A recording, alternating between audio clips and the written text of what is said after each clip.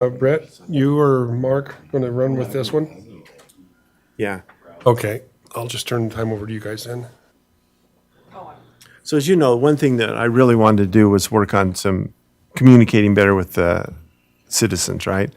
So the social pinpoint's a great thing, and Mark's been doing most of the work on it. But he'll bring up our website, and we've got the links on there. Oh, hey, I saw a guy I knew. All right. So, and if you want to read the state of the city, this was just posted today as well. I read that. I read it too. Doing a great job. And you wrote that? Wow. And I think so far we've had, You could take that two ways. I'm surprised. since the first of the year, we've At had least he could write that. Oh, yeah. $2,500. Took some time to write it. What's It that? took some time to write it. Plus, there's no animals in there anymore, Yeah, right? plus we got, I think, 8. Seven or eight got adopted in 4 or 5 days. But there isn't any more in there. Am I right? Yeah. That's what Okay, I meant. that's what I understood. By the time you went through all that, I'm gonna forget about Just what they below were that, there's complaining this about. Connect with Us. Yeah, no And kidding. That's kind of what we're calling it, because Visit Connect complaining Day, a about? city of connections, connect with us. So it's another tool for our residents to communicate with us. Brett and I and Sarah have been working on it, and there's 2 different options that the residents or anybody can connect with us. The one is a map of Tremont City, so if they click on this, it pulls up our boundaries, and this kind of just gives a quick overview of who we are and what we're trying to do. But I like, it just says, this map is one of the many ways residents can connect with city officials. To leave your input, you select a topic marker, you add your comments, you can put a picture in. So this is the map, it shows up, it's got our boundaries here. I did open it up, Brett, so that they can place it anywhere, but knowing that if it's outside of our boundaries, it's less of a priority than if it's inside of our boundaries. And these are all the icon markers that are currently in. Right now we have a lot of our public art. I put all the public art in. And so each one of these, you can click on it and just kind of learn about the public art that's in. If at some point we get a lot of the other communication with the residents, we can turn off this public art filter, and so that it's not clogging up the screen. But I thought for the first portion of it, it would be nice to have that on so people get used to it. Brett's put a few different road projects on. We don't have a lot of discussion on them yet, but we could put maybe our plans, this road project, this plan for July of 2023 or Yep. whatever it is. And then I just put this one on just to kind of give you guys an idea. We did this for our land use plan, and there were probably a couple hundred comments on the land use plan. One of the bigger comments was how they liked the trail at Genie Stevens Park. So it just sparked my memory. And I just put, I really liked the trail at Genie Stevens Park. And people can comment on that. But really what it's for is, if people have comments or suggestions or ideas or safety hazard. I was thinking about it today, let's say, I got a great example for you. okay. Over there at the intermediate school, I had someone call me today complaining about some cars parked there for an extended period of time. Well, snow removal? For snow removal and for the buses. Oh, At yeah. 350 right there. So they could easily click on that, provide their pictures, and make a comment. And then now all of a sudden, we've got some real great data to go back to the police and all that and start to follow up on it. So it was at the 350 North, that's where the complaint was? It's at 350 North, right? Move it Road up that goes to the Fair west Okay. to right to the the school. fairground parking. fairground. Yeah, so if they can attach a photo, and a lot of these concerns we do know about, and the idea is not to just get a whole flood of complaints and questions in here, but maybe turning these comments into your iWorks, because the Public Works uses the iWorks program for, religiously, don't you? You check it every day, multiple All times of our a day. work orders are generated. Yeah, And so instead of calling the front desk and they put an iWorks in, then it would be, you know, I get an email every time somebody puts something up here. And, And you can just forward it to the Public Works Department and, well, yeah, put it in the iWorks and then it's documented and I think the hard part will be on things that people have a real strong idea about, but Your it's- sidewalks we're not got a there yet. lip Or, on it. you know, it's gonna take a minute for that thing to get resolved. But most of it, I think, we'll be able to figure it out right away. And I'll email them back, say, thank you for your concern. We put it in the public works system, they'll work on it, or the police system, or just some sort of communication back, you know. So you are going to be responding I will be. to everything that happens then? everything. That's awesome, because if there's a response, that's gonna be Yeah, and- huge. Yeah. And they have to put their email address in, and so then you can respond back to them. Yeah, and that's the only thing we require is an email address. So it'll probably be mostly email communication. And the nice thing about it, their name doesn't go up here. So they can post, and it also has filters on it, so you can't, Swear at you. it has the filters. And so if they decide to use swear words, they won't go up there. And so, you know, they can, Try it, let's see. Yeah. So another thing, Trying, but it won't let me. The pictures are, you're filtering or screening the yeah, pictures. every picture, so I'll just have every time I get an email, I'll go in and monitor the comment and just accept the picture most of the time, unless it's a bad picture.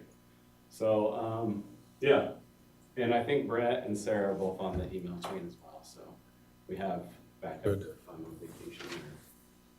so that's a neat thing, you know, like, we had that, Mr. Danvers that came in and complained about the hornet's nest up in the, you know, what a great thing. Go click on it, let Paul know there's a hornet's nest up there. They'll go out and take care of it and we'll finish it out. So if somebody has got a complaint against a business or something like that, is that gonna go up there too? It could, and we could. parking lot complaints. Yeah, Kent's parking. And we could say, you know, private property, this is. Type of filter that knocks some of that out, that if the city Yeah. has no control over it, Right, and then we don't want all the complaints on that the city doesn't. Well, and especially Mark has to approve it being dropped on there. oh, Okay, and so, right? No, I think you have to approve it before it drops. I think it will drop, but I'll get an email and so I can go in and check it. Yeah. right away, so. And he could just say, well, that's a private property issue and then take And it we off. could leave that in the discussion, you know, so if they see that concern, if they read the discussion on the concern, then.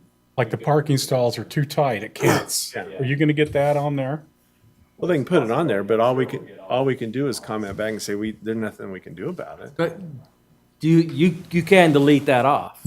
So, Yep. because a lot of times that just feeds a fire, right? Yeah. 'Cause everybody knows parking stalls are too small at kids. Yeah, and one thing we thought about is maybe having a time frame that these comments. Yeah, I'd like to see like, once you get it to the departments, they take care of it within like 3 days.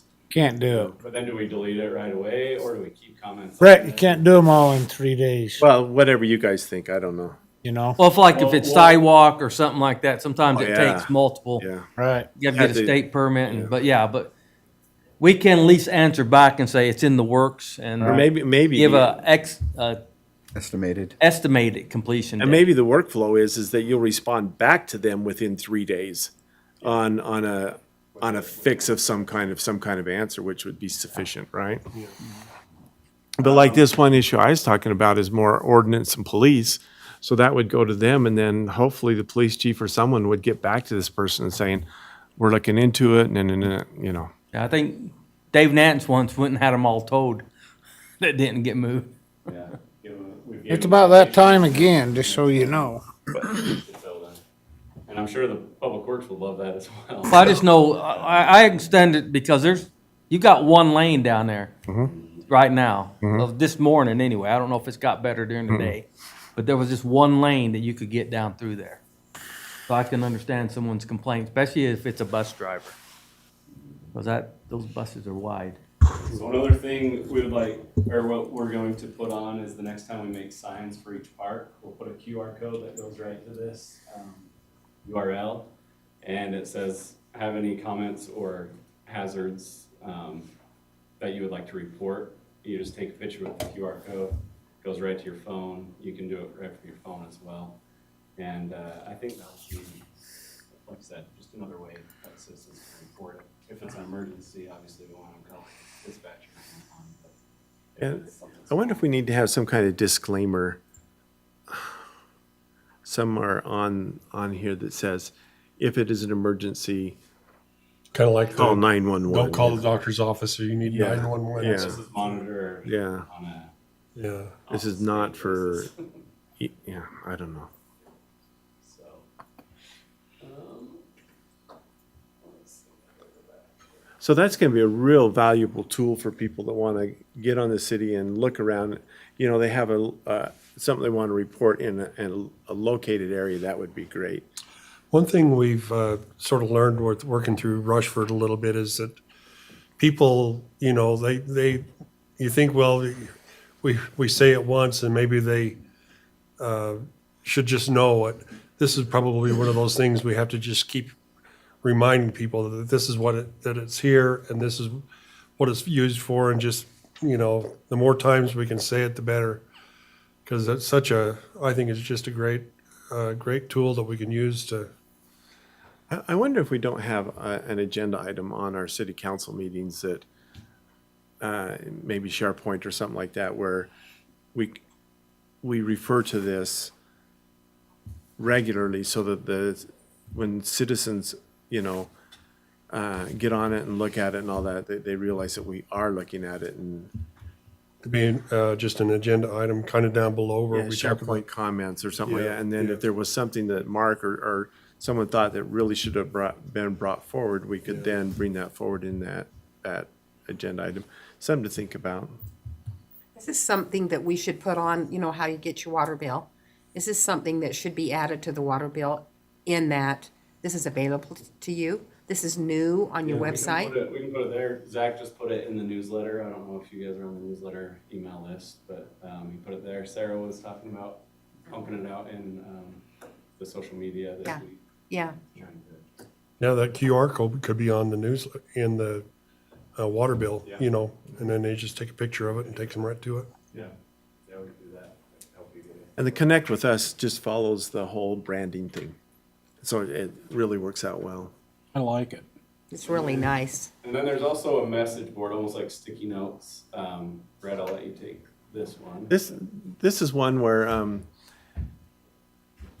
I call it My City Connection. I liked that. I thought it fit well, but we put a couple ideas, like Mark put this one on, the Tremont and City Rocky Mountain Power replacement of LEDs. So we put that on there and talked about it, and it's comment over here. I just wrote a little one just to show you, friends and citizens, here's what we've got, this new tool for you. So now people can just go in and start to drop comments on here.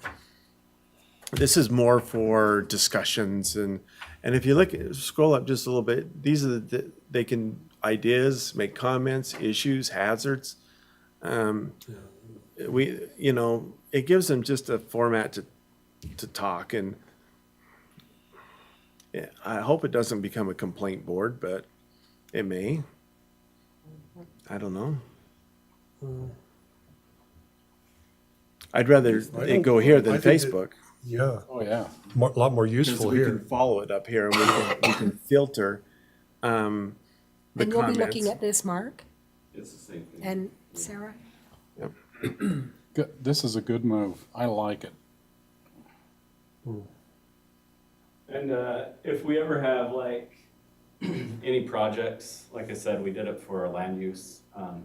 If we wanted to talk about, we're building this new park, what are the amenities, vote on amenities, what would you like to see here? You know, we're in the design phase right now. We want to know what the community needs and wants. We could make another project just like this, just focused on that park and just let people drop ideas, comment on them. Or that was just one idea, we could do a trail system, we could do anything that we have like this big project that's coming in. We could specify it. Brett and I wanted to keep this one more generic for the citywide. And so people can just continuously communicate with us, but we could do that as well for a specific project. If the citizens will use this, I think it'd be an extremely powerful tool. But we have to be vigilant in making sure that we respond back. So Yeah, okay. we're gonna have to make sure that we're checking it daily and all that. Can we make like a poster and stick it up here in the city and just kind of have it around? For, just call it my short city little while. connection. By the bathroom, that's the Utopia Yeah. poster. We could make one of those with the QR code on it and say, connect with us, and with maybe some of these icons or something, We don't put banners across Main Street anymore, do we? not across. It'd be nice to have a big banner somewhere that says, My City Connect, and, you know, just start pushing this with the QR codes Let on us it. know what you think. Yeah. You did not get the trailhead on there, though, On what? on here.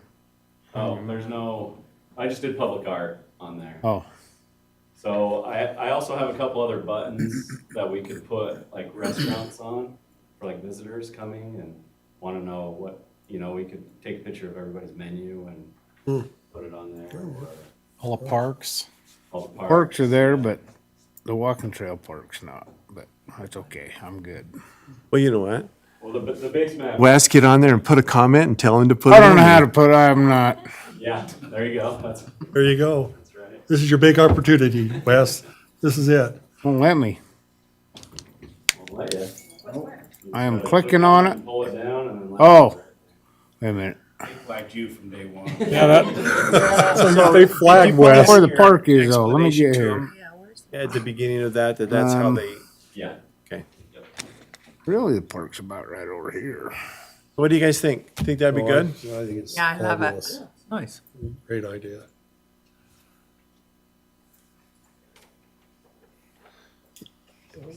Couple markers. I guess I could drag it. Drag Yeah. it. Yeah, I think it'd be great. Oh, It's a fabulous idea. map on the phone, but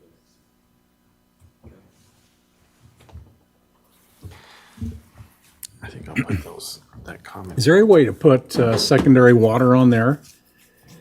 Where like A or 5 and 1 and all those places are at, so that people know that they should be hooking into it? It's in their area or not? And maybe we could hook do that it up as a later. project. Yeah, we could do secondary as a full project. Yeah, for right Its own now. map. Because then you could tell people, get on the map and you can. That'd be a good project, See where it's actually. at, because people are always asking, should I be hooking up? Is it in my area? Yeah. All right. Fabulous idea. Fun to see them come to fruition like this too, where we can implement them. So. All right.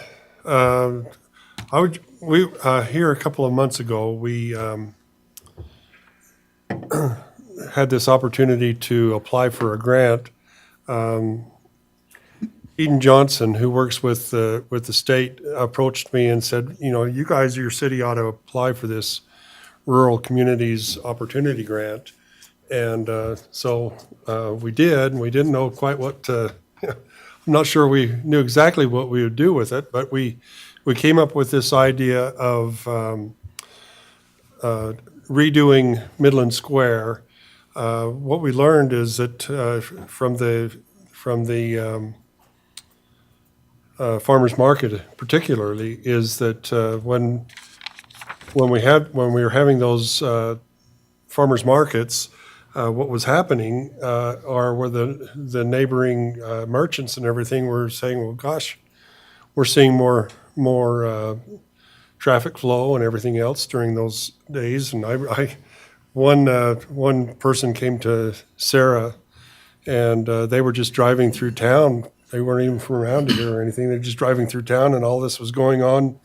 So they decided to stop and see what it was, and they were talking to Sarah, and they says, you know what, we feel like we're in some kind of a Hallmark movie here. And I thought, and it kind of struck me, I thought, maybe that's just kind of what we want to sort of create here a little bit with people feeling like this is the community sort of event and everything like that. do you have that? Yeah, just, I don't know, there's just a couple of slides I thought so anyway, we applied for this grant, and Sarah and Mark, Sean and myself all worked on it and tried to put it together. And what the idea was is to take Midland Square and sort of rethink its usefulness. And what we were going to do is this is an old landscape plan from years ago for Midland Square, but the idea even back then was that we were going to put some kind of an amphitheater on the south end, and the idea here would be that we would make this more of a gathering place rather than just it doesn't really function very well as a park per se, but it does function very well because of its location downtown and on Main Street as a gathering place for people to come and the more we can get people downtown, the better off it'll be for the merchants and that kind of thing, and Main Street in general. So the idea is to, as you can kind of see there, the idea is to sort of go in there with a amphitheater on the south end there, where the trees are, and those two little kids fishing in the brook. Do we own that alley? What? Do we own that alley? Yes, yeah, but I don't know that we want to do anything with it, but because people, coming and going, but yeah, I think we do own that alley. How close to the building can we build it? I don't know. If we have an amphitheater there, we probably want, like, people will be carrying sound equipment and stuff. Probably want a little driveway for them to. Anyway, going in with that, and then the other thing we thought is that we really should be looking at restrooms.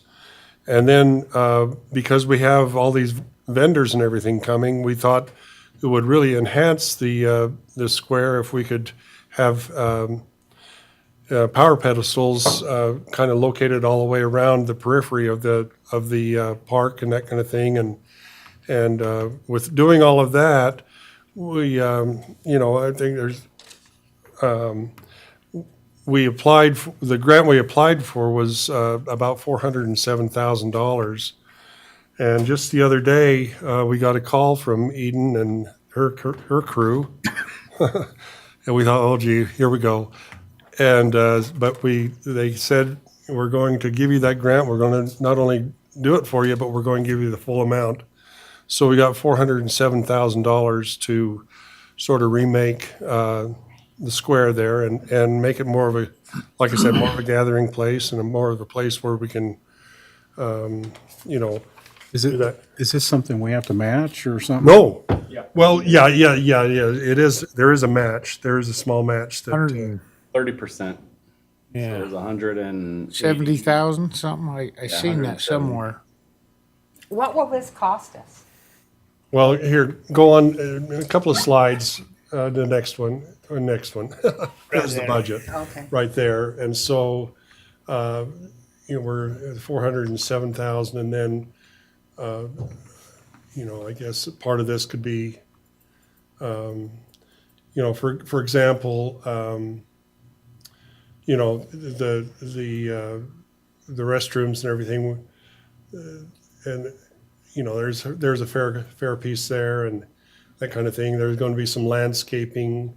Some of that could be in-kind sort of things. Our crew can kind of do some of the basics and the landscaping and whatnot. We were going to, I can't believe I'm saying this, being an ex-county agent, but we're going to have to remove a couple of trees. Woo! Oh, Yes, sorry. we are. So I trimmed some. those trees, one thing I learned in landscaping is that scale is really, really important. And, those two large trees there sort of block a lot of the, usefulness of that square. It's only 6/10 of an acre.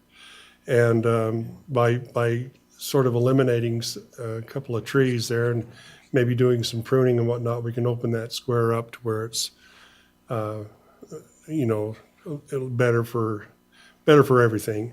Anyway, that's kind of the idea there.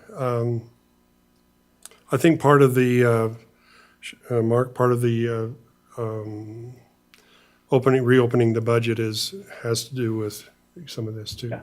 And then, let's see, what the time frame. Let's see, the next one kind of shows the time frame. I think we can have this kind of wrapped up, maybe middle part of next year sort of thing, by the time we get everything done, the bids out there and construction done and so forth and so on. Eden and that group really liked the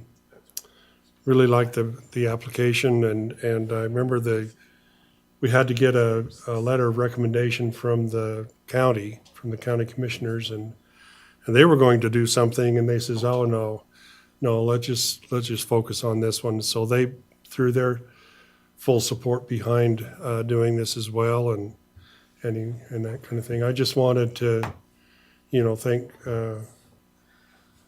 Sean and Mark and Sarah and everybody else that were involved in trying to put this grant together, and we're just excited about it. Thank you, Mayor. This is amazing. Kind of it just kind of, we thought we'd do our best, and we weren't sure if anything, but when they said the full amount, that really thrilled us. You should have asked for one of them Carvana parking lots, because that's still gonna be an You issue. see, you really like those, Well, parking's still gonna be an issue, and, yeah. I know that when you do close that for the, Oh, for the Farmers farmer's market. market, yeah. puts a little burden on them to Yeah. out in ambulances and all. They can do it, but Well, maybe where it's once in a while, it's maybe not as serious as would be otherwise, but, yeah. The building just to the west that has the mural on it, they're thinking of putting in I don't know, I hope it'll come to, they're thinking of putting in a kind of an upscale restaurant in there, and I think that those two would be real compatible, to have something like this would have activities and things like that going on a regular basis, and a nice restaurant and everything right next to it, I think would be a real plus, so. would that take in the whole Bocats reception center? That The main level, Yeah, the one, the whole main level. main level? Because there was an upstairs in there. there would be kind of apartments or Oh, that's flats right. upstairs, or kind of a thing, and, yeah. Anyway, we're excited about it, and hopefully we can make that a little bit better. It's interesting, you read some of the research on these squares, and the more you can sort of bring people into the downtown area on a regular basis, where they're used to just coming downtown and for different events and activities and things, that really starts to make a difference to the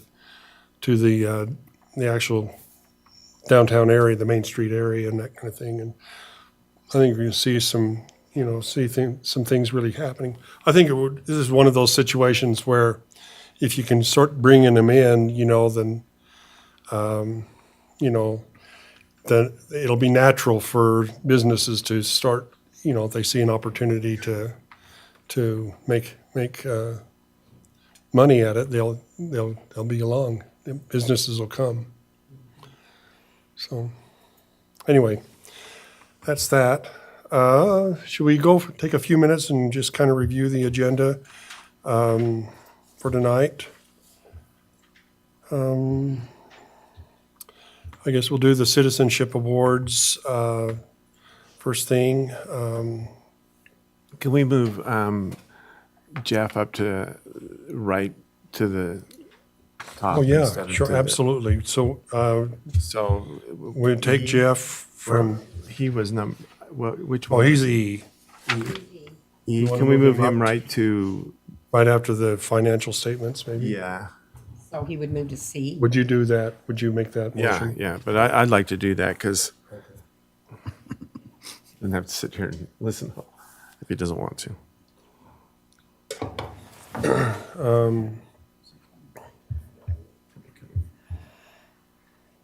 Let's see, where am I? Oh, lost everything now.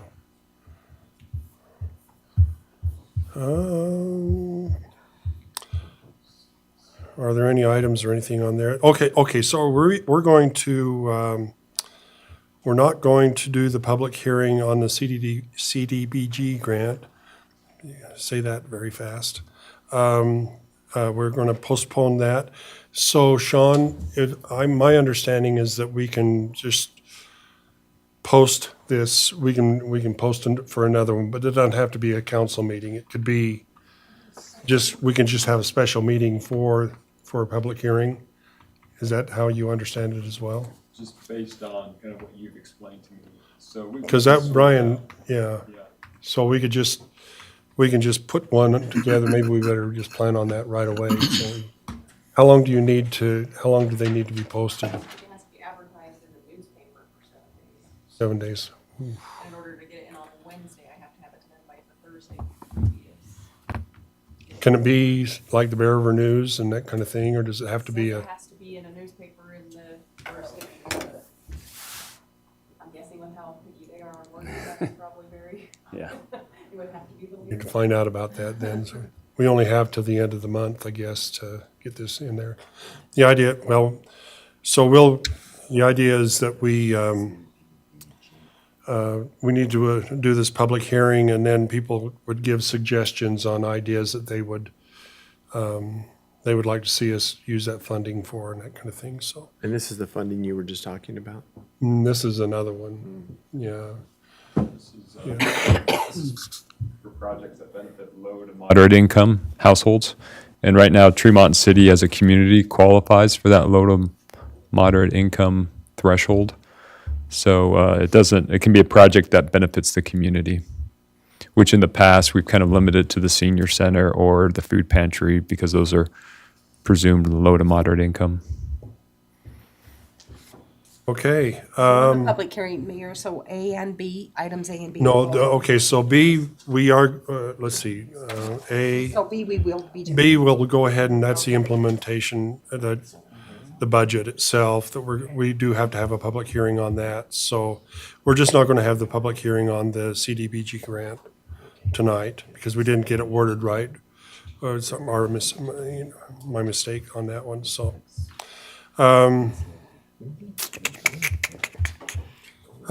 Conflicts of interest, anything we need to worry about tonight? We'll move the item E on up to right after the financial statements. I'm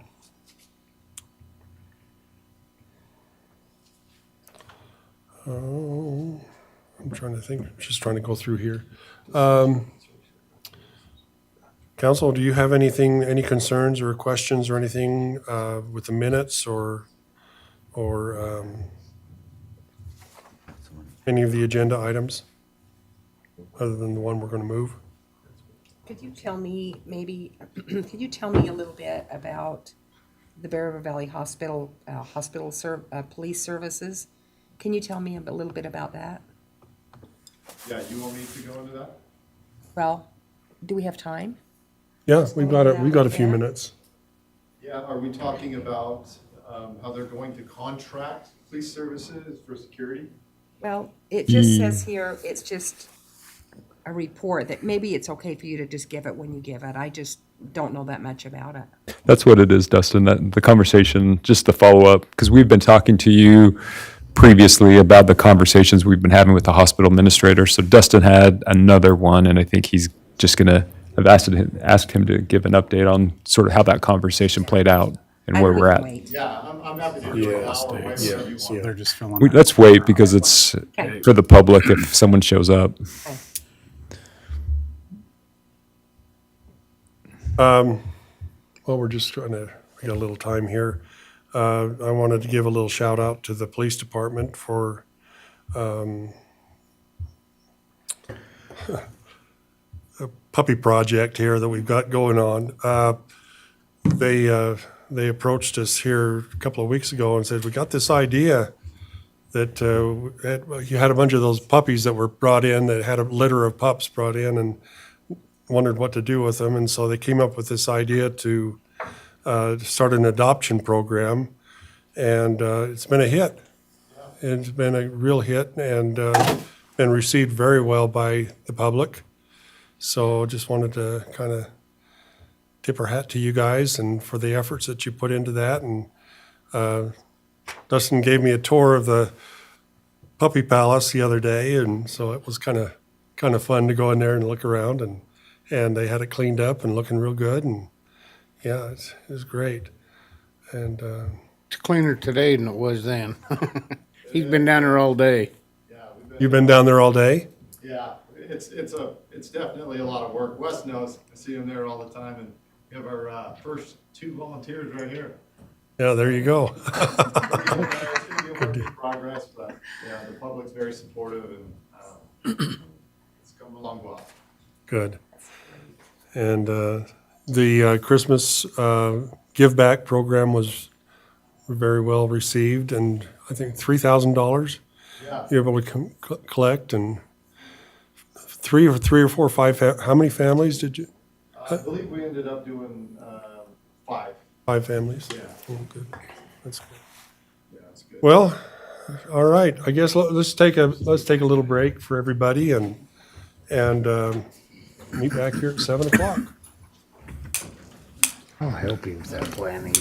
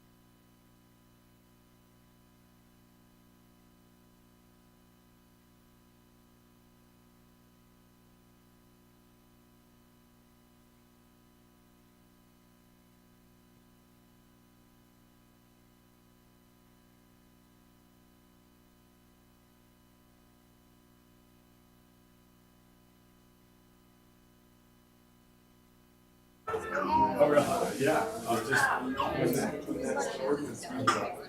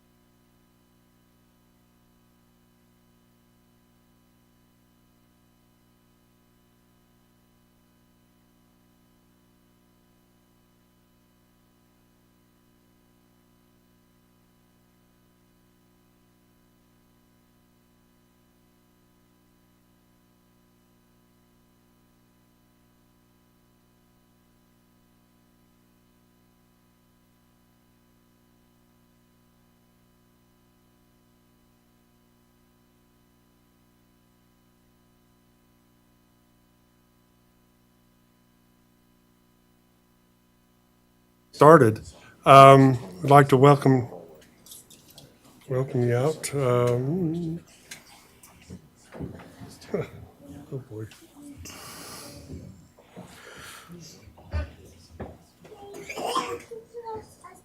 I'd like to welcome everybody out here this evening. We appreciate the crowd that we have with us. Understand we're going to be recognizing some young people, and that's a good thing, huh? So here we go. We'd like to welcome to our city council meeting tonight, and why don't we go ahead and get started? I've asked Mark Christensen if he'd give us a opening prayer, and Paul Fulgham if he'd lead us in the pledge, and we'll go to that point. Mark?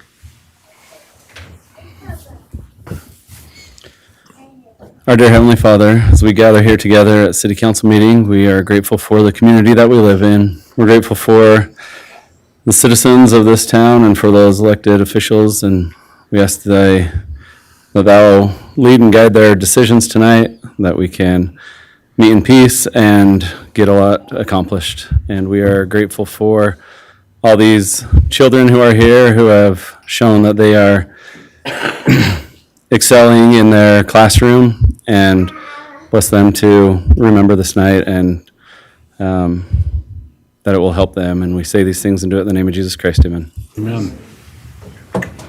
Will the audience please rise and repeat the pledge of allegiance?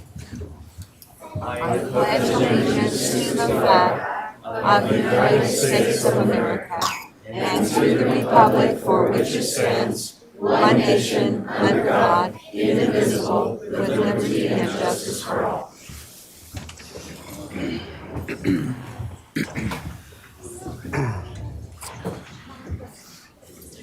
Well, again, I'd just like to welcome all of you students and your parents with us here tonight. We're excited about, we'll talk about this in just a little bit, but we're excited about everything that you've accomplished and your citizenship and the way you are examples in your schools and everything else. So we want to recognize you here in just a little bit. I also wanted to kind of point out some of our staff and certainly our city council, and kind of let you get to know us a little bit. Over here to my left is Sean Warnke. He's our city manager. Our council members, Wes Eastep, Connie Archibald, Lyle Vance, Brett Rohde over here on my right, Rick Siemens, and then our Public Works, Paul Fulgham back there in the back. Lindsay Nessen is our recorder. Mark Christensen's our assistant city manager. Back there in the back, if you have a need for somebody to put out a fire, we got Chris Scothern right back there in the back with the fire department and our emergency medical people and that kind of thing. Let's see, we've got Dustin Cordova with the police department, and Shari, I don't know if, I think I saw Shari here. Shari's still here. And she's just keeps us all straight with our money. Sarah Mormon, we've got Sarah is our Main Street manager, and I wanted to point her out. Yes, she's here. She's there. Back in the Back at the back, okay.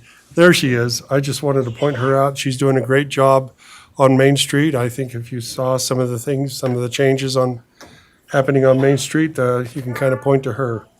All right. So council declarations of independence, declarations of conflicts of interest. Anybody? We're good to go tonight? Approval of the agenda. Council? Make a motion, we approve the agenda, except for, you needed to move one I'd of like them. to move item E up to underneath B. Okay. Make that motion. Second? Second. And we also need to remove the public hearing, that's A, Oh, yeah. Cheat that. B8, Thank for you. another date. For another time. date, for another time, yep. Okay, anything else? Okay, it's been moved by, who? Oh, Lyle Vance made the motion, seconded by Wes. Wes. All in favor? Aye. Well done. Okay, very good. Okay, we have a presentation to make now with, Here to approve the minutes. Minutes. did we not approve the minutes? Oh, Oh, Make a motion, we approve the minutes of November 15th. December 6th. December 6th. It's close. November on here. I'll second that motion. I'll, okay, moved by Brett, that we accept the minutes, and seconded by Connie, and I guess Rick also. All in favor? Aye. Now we can go to the presentation, correct? All right, I was just excited about it. All right, this is something we started several months ago, and what we did was we wanted to be able to recognize young people for their for being good citizens and just being helpful and doing the right thing in their schools and being an example. And if we can do that, then we've really accomplished something, because you guys are going to be down in the future, you're going to be the ones that are going to be some of you are going to be sitting up here, and you're going to be sort of leading your communities and making decisions that affect a lot of people, and you're just heading in the right direction as we give these awards out. So what I've got is I got a little certificate for you, and we also have a $10 gift card that you can go, and I'm not even sure where it's to. Where's it to this time? Soda Fix. Soda Fix, okay, like we don't get enough of that already. So here we go. They'll all love it.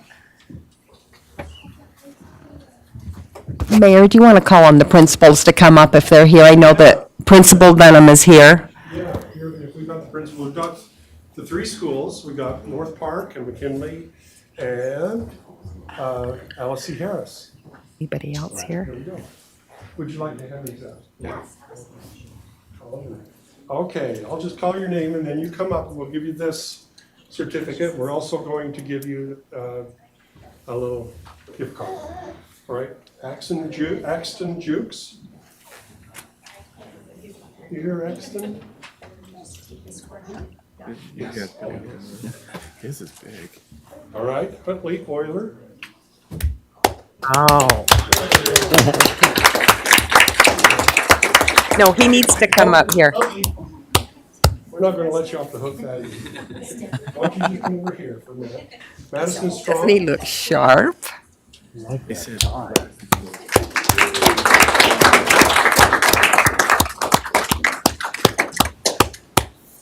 Madison. There you go. Henley Nesson.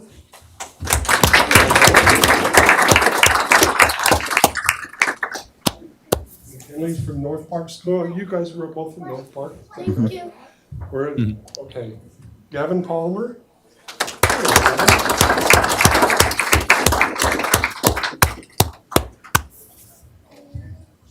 Tayson McFarland.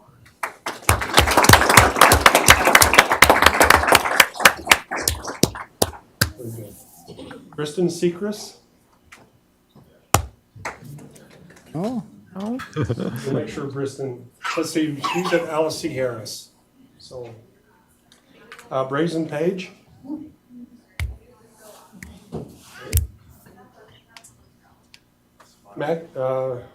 Mason, is that how you pronounce it? Mason Hatch.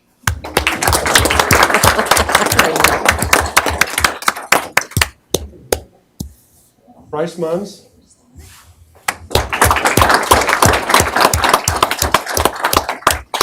Bryce goes to McKinley School. Tyler Hanson.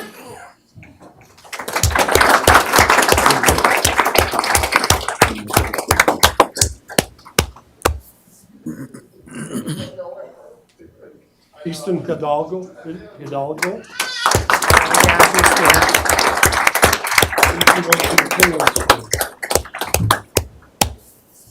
you go.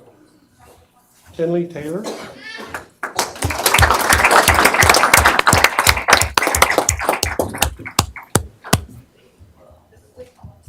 and Nash Wright. We'll make sure that these students all get their certificates and that kind of thing. We need to get a picture though. That's tradition, huh? So you guys crowd around me a little bit. I'm gonna stand right here. Close in a little bit so we can get y'all in the picture, okay? Oh, yeah, that's perfect. That's nice.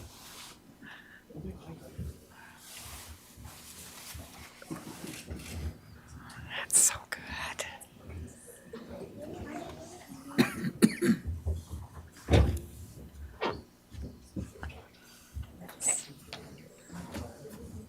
Not done yet.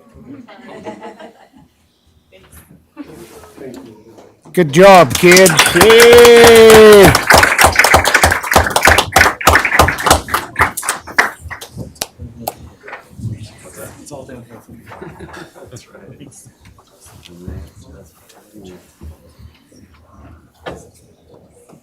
Good job, Mayor. Okay, very good. Thanks, everybody, and thanks to our council members, Estep and Archibald, for kind of making sure this program keeps going, and to our principals and to the schools for supporting this idea. So I feel like it's a really good thing, and it's great to see such good young people.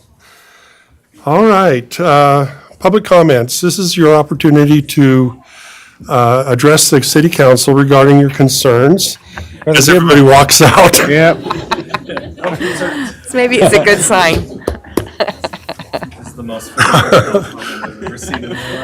There's no public, there's no public. That would be one that would be good on Facebook, I think. Mayor speaks, room empties. Anyway, thanks.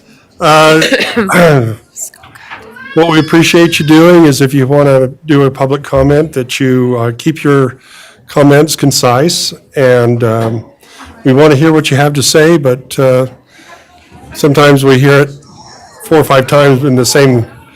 I think people get nervous a little bit and they come up and they say the same things over and over again. But we want to hear what you have to say. Okay, that's him. Nobody. Yeah. See ya. Thank you. Comment. Or thing. There's no public left. There's no public left to make a comment. That's true. We really should have got a picture of that, got a video of that one. That would have been perfect. I'll shoot one next time. Yeah. I'll shoot it from this way. Oh, it is, isn't it? We do have a public hearing. This is a little more detailed here that we need to What was this? bring before you.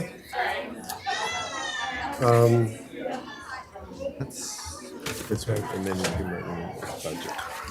Public hearing is now open.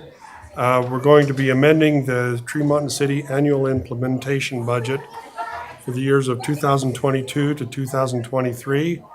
The capital general fund, capital funds, enterprise funds, and special funds for the period commencing July 1, 2022 and ending July 30, 2023. This is your opportunity to, if you have any comments or anything about that, this is the time to do it.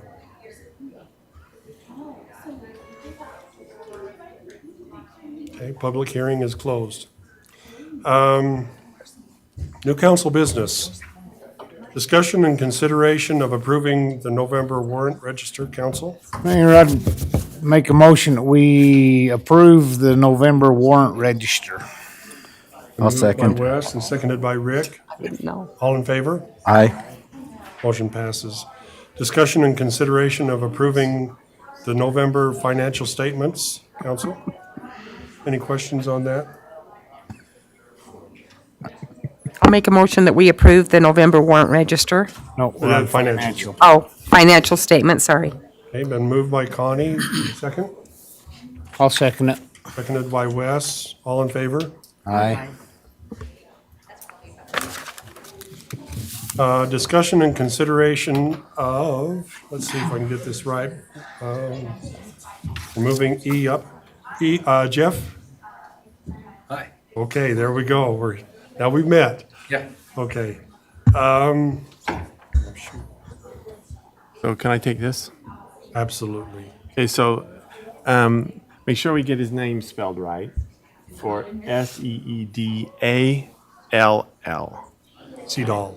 And we'll need that correct so when they make a plaque that it's done correctly. Oh, that's good.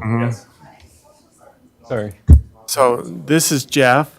I'm just going to read to you really quickly. Jeff is a civil engineer interested in development, growth, and city ordinances. He graduated from Utah State with a bachelor's in civil and environmental engineering in 2016 and got his MBA out of ISU. He's currently a civil engineer. His responsibilities include residential development, private development, utility master planning, and municipal improvements. So, as Jeff is interested in joining the Planning Commission so he can kind of use his professionalism to help the city grow a little. And I like one line he said in here. He said, "I recognize that growth is an unpopular topic in Utah, but he would like to assist Tremont in preparing for that growth." And so I think Jeff would be an awesome addition to the Planning Commission. So I'd like to present him to you guys to be approved to replace Lane Sorensen. Council? I'll make a motion that we proceed. So By I'll Connie, second it. seconded by Lyle Vance. is that a resolution? We're going to, Adopt resolution number 2301. 2303. Oh, no, that's not it. 2303. 2303. Yeah. 2303. 2303. Rick? Rick, I. Brett, aye. Lyle Vance, aye. Connie Archibald, aye. West Eye. Motion passes. Welcome. Thanks. We're excited. Everyone else did now? Yeah, you Couldn't leave. have to have a, you know, It won't hurt us.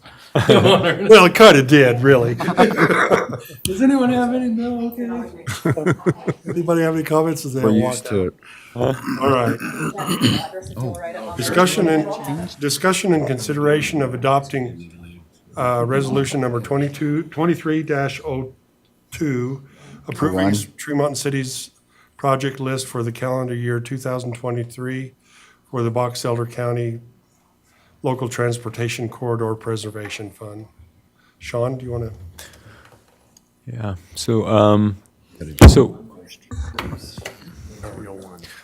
So in brief, this is a fund that the county has. It's created by residents who register their motor vehicle, who pay an extra $10 fee for the express purpose of funding corridors that are needed in the future. And the idea is that with this advanced funding that we can actually purchase property before it's developed and pay lesser amounts of money, so the public's well served by funding these projects earlier rather than later. And every year, the COG, which is the Council of Government, so the COG is an advisory board to the county commission on this issue, and they create and collect a list which is recommended to the county commission for approval. So in order to get a project on and funded through this funding source, you have to put this list together and pass it up through the approval process. And what we try to do is identify known corridors or intersection improvements that are needed. And so you'll see quite a few on here.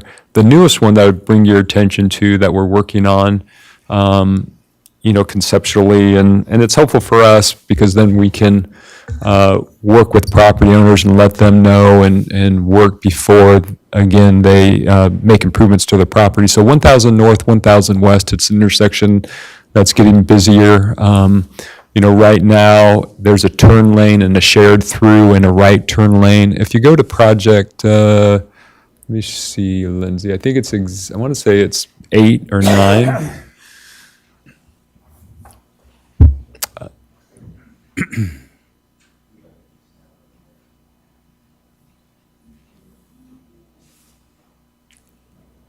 Keep going. No, it's going to be 4 or 5 after that. right there.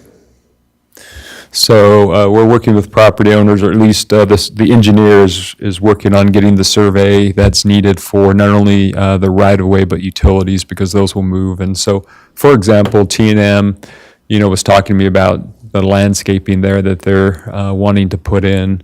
And I let them know at that time that we're working on trying to expand the intersection. So that's a project that we'll look to try to get funded. Right now, as you know, we have 2 projects that are funded that I'm working on with property owners from previous submissions and approvals from the county commission. And that's with the Taylor's property for the extension of BR Mountain Road from 2300 West to 2000 West, and then the upsizing of the existing 2000 West to a collector road. And then also then everyone knows about Rocket Road and trying to expand that as well. So unless there's any questions, That intersection's falling apart. the pavement, You go across it and, Right, Lyle? You're talking 10th and 10th? yeah, over there by the hospital. You make a left right there and you get bounced out of your vehicle. Towards the freeway or towards? Yeah, towards the freeway. is that where the pavement's just separating from a previous layer? I didn't. No, that's, you see those little potholes, that's where the layer of the chip, where you put a slurry seal over top of it. Yeah. How The other far is west? The braking of trucks and taking off a truck is causing ripple Far effect. past the hospital. It's right in the center of that intersection. It's just coming apart. There's also where they went under the road for the pump station. That's settled big time. Every time you get into the turning lane, when you're coming from the east to go south, you hit that, and it's really settled. Settled right there. Yeah. They need to come back and fix that. Just one clarifying comment. I would want you to know that this is for the acquisition of right-of-way. It doesn't necessarily involve the construction, which typically comes through the city or through development as development occurs.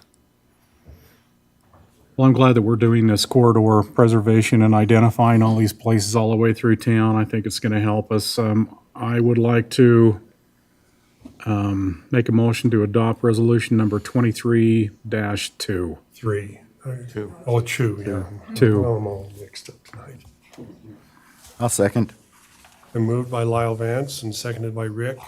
Let's see, let's go on your side this time. West Eye. Connie Archibald, aye. Lyle Vance, aye. Brett, aye. Rick, aye. Thank you. Motion passes. Now, let's see if I can get this right.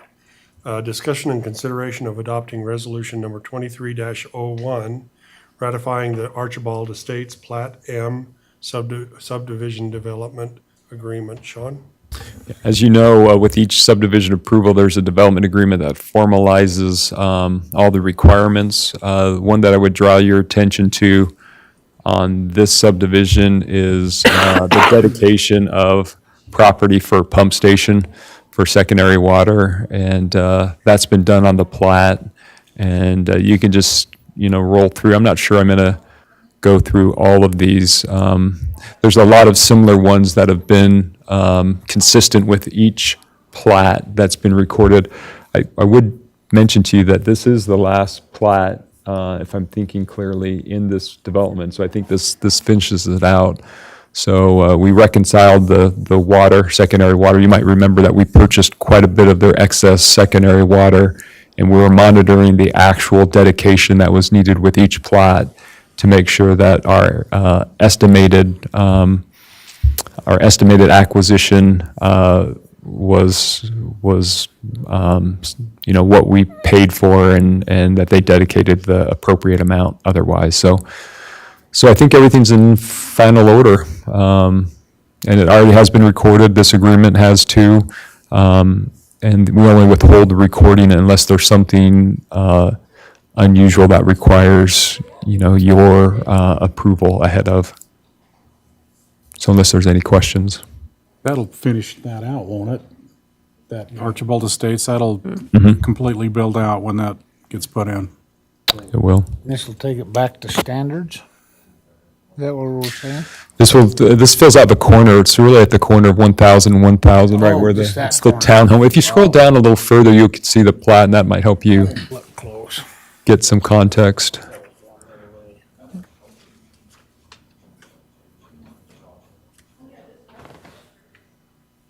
Oh, okay. Closest to the hospital. And them's all private roads too, Paul? What? Will them all be private roads too? Okay. They're kind of small. All fourplexes, is that the 50 and years plus, or? No, this isn't the age restricted community. This is just townhomes. Just more of the same townhomes they've been putting in. Along 1,000.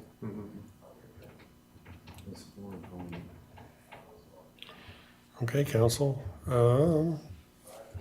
I will make a motion that we approve resolution 2301. 2301, Archibald Estates. I'll second that.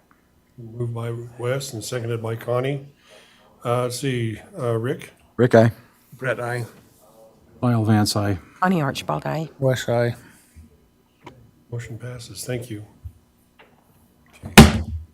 So, I like it. It's sticky. okay, let's see if we can do this. We just go to 4 Get now. myself all mixed up now. We're on 2304? Okay. Discussion and consideration of adopting resolution numbers 2304, amending the Tremont City annual implementation budget for 22 through 2023, general fund, capital funds, enterprise funds, and special funds for the period commencing July 1, 22 and ending June 30, 23. Mark, you going to take us on? Sure, yeah. Is you on this one? So yeah, a couple times a year, we open up the budget and do some amendments. Typically, it's for one-time revenues that are either from a grant or something that we didn't foresee happening when we were doing the budget the last year. So the blue section, that's our general fund. And just a couple of highlights there. We did receive a $1,000 tourism tab advisory board grant. Sarah worked on that for the Christmas lights. That kind of correlates with our Christmas lights, the $4,000, but that was, a lot of it was for Main Street. We had about $4,000 in just electric cord to get power to each light. So that was unforeseen, something we didn't plan at the very first of the year. The other items in the general fund, talk about the logo implementation. I have a company that's going to do some design work for us and do a lot of like flags, banners, signs, street signs, different things that we can implement. Just kind of easy wins there.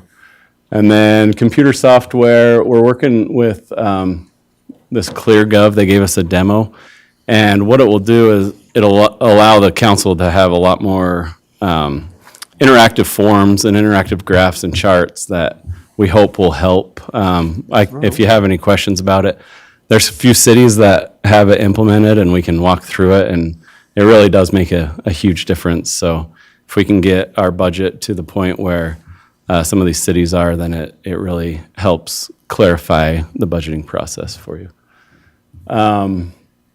Then our cameras, they're pulled with coaxial cable and they need to be replaced. The pixelation on them is really bad. We also don't have a couple things covered that we would like our money box. I don't know if I should be saying this in open meeting, but and then one of the entrances isn't working, and so we got a quote. The police just went through this with Golden Spike Automation, and they came and quoted us for the work, and it would really update our DVR system and our camera system.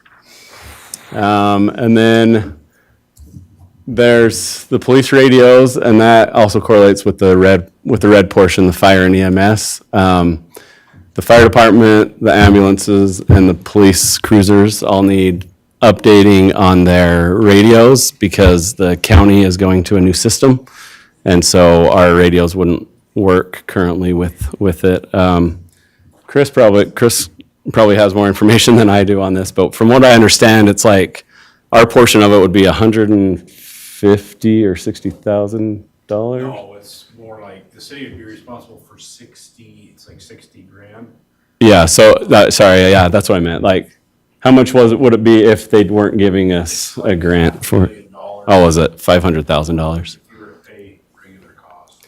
Yeah, and so our portion would be the 60,000, which adds up the fire, the ambulance, and the police cruisers. So,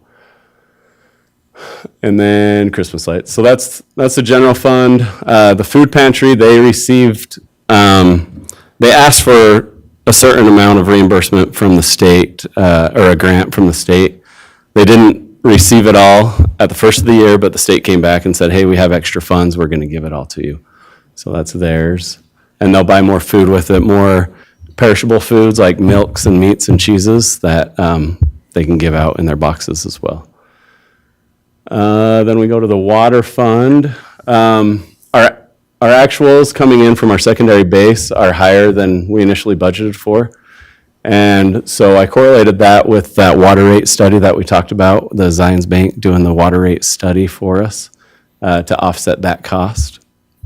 And then we talked about the 4-acre equalization basin and putting that into the budget. We'd like to see that in the budget before expending those funds. We moved down to the treatment plant, and we talked about this in November. The ultraviolet lamps, the bids came back higher than expected. And so the council approved a resolution just gave us the go-ahead to go with that higher bid. And so we need to make a budget amendment for that. And then Mayor Holmgren gave that presentation on the Rural Community Opportunities Grant at Midland Square, that we will be doing our matching portion with the money that we've set aside for Main Street improvements. And that's why we'll have an RDA meeting later on tonight for that change. Just really quick, Sure. before we move on, Zions, are they done with their analysis on the secondary water fees? No, we're gathering a bunch of information for them so that they have all of our projects and our current rates. And So the 942 up to 1.4 million, that's how much more money has come in on secondary water than what we budgeted? Is that what that's Oh. telling me? no, let's see, 942 to 1.4? On line number, there's no line number, 51. Oh, no, it's the one above that. The secondary base is 40,000 is what we originally budgeted. And we're up to like close to 54,000. So the excess from reserves, we had to put 942,000 to pay for our secondary projects that we're doing. And we're bumping that up $500,000 because of this equalization Where'd that basin. money come from? We had the $1 million ARPA funds that we were set aside. Spent without us, No, it's in the water fund, and so it's in our reserves in the water fund. And so this was a project that we talked about. This is what you would appropriate for that purpose, So that's coming out of the ARPA money. right? I didn't approve it. No, I didn't think it was coming from there because we were using that for water source. Yeah, I mean, we talked about two different projects, I thought. We don't have a lot of money in cash because of, we've done the bare minimum, so that we didn't increase rates. And so the $1 million, came into the general fund that were ARPA funds, and you guys dedicated them for the water fund, water projects. So they were, transferred over to the water fund. And so this would appropriate it for the purpose of secondary water. We didn't approve it. Well, that's what we're doing right now. Yeah. Yeah, it hasn't been approved yet. The money is in the water fund in the reserves. But that's we wouldn't be able to pay for that land without those reserves. Because we don't have the reserves from fees and, Yeah, we'd be looking at bonding. Yeah, that money needs to be used for developing water, not for secondary water. Yes,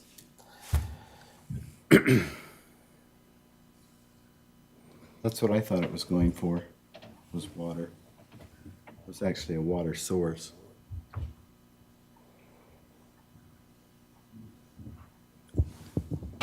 I don't know if, I thought we talked about it and figured that was the only way we could to do that. And, I mean, we never voted or nothing like that, but we gotta come up with that money from somewhere, and it's in water, whether it's drinking water or secondary.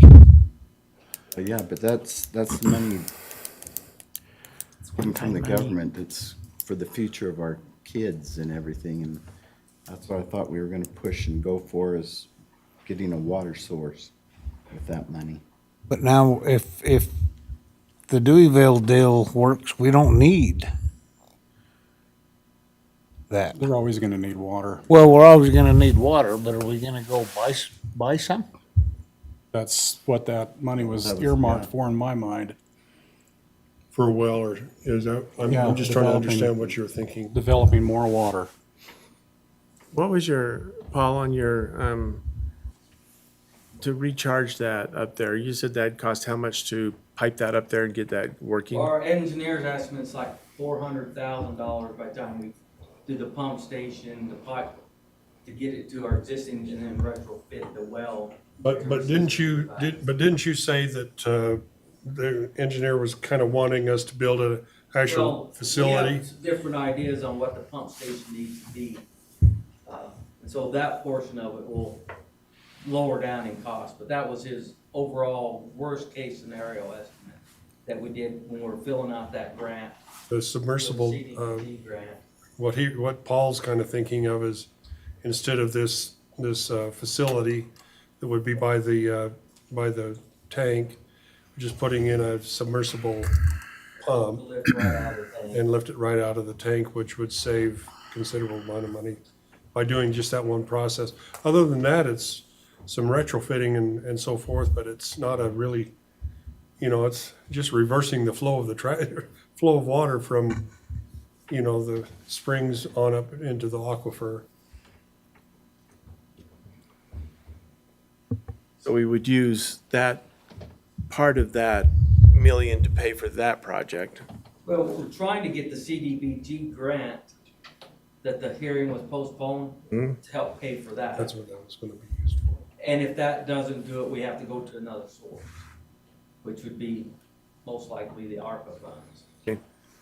So is that CBDG close to that much in dollar figure? Well, they have $750,000 to use for the whole Bragg area, and they have lots of applications, so it would be, we would go for as much as we can, but maybe 140,000 or something like that. And then usually it's ranked on priority, and then sometimes you can get neighboring communities say, well, I'll rate it on my project, but you go ahead on your project, next year you support me on my project to get a bigger piece of the pie.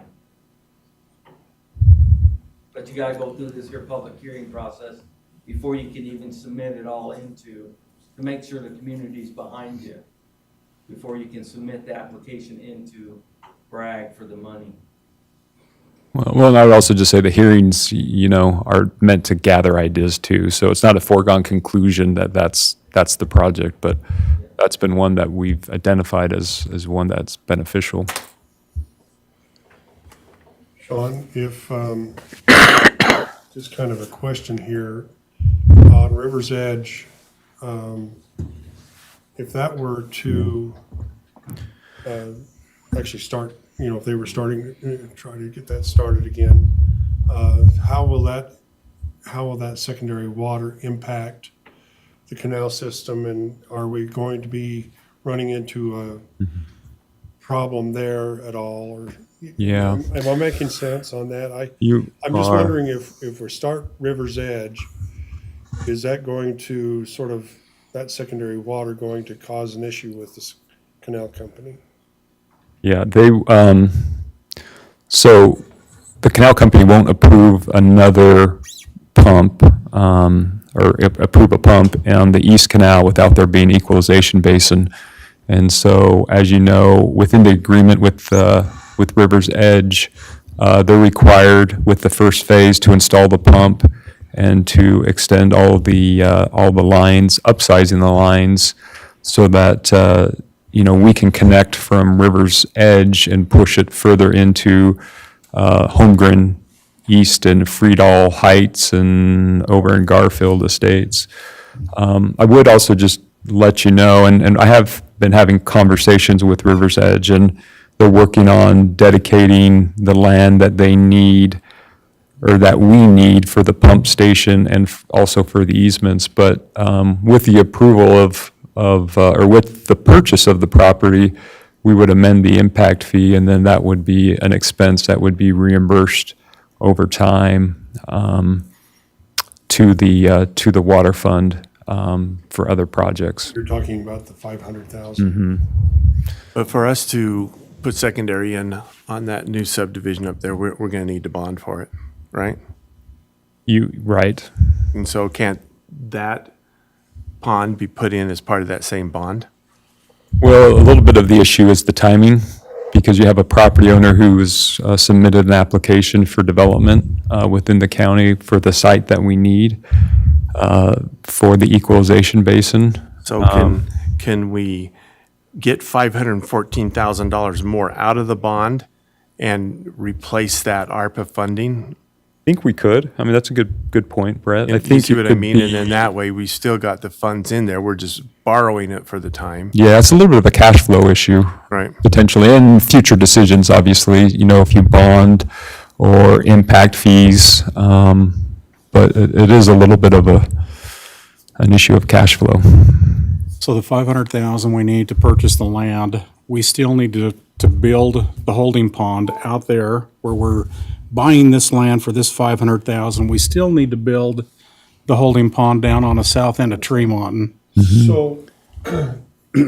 Let me just continue on with my thought. Okay. So it was my understanding with ARPA, we had 1.5 million.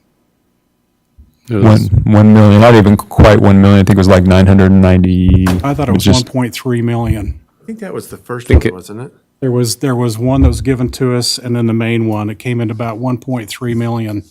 And when it got put in the water fund, I'm sorry, but this is probably my thing, but this almost feels like you tried to sneak it by us.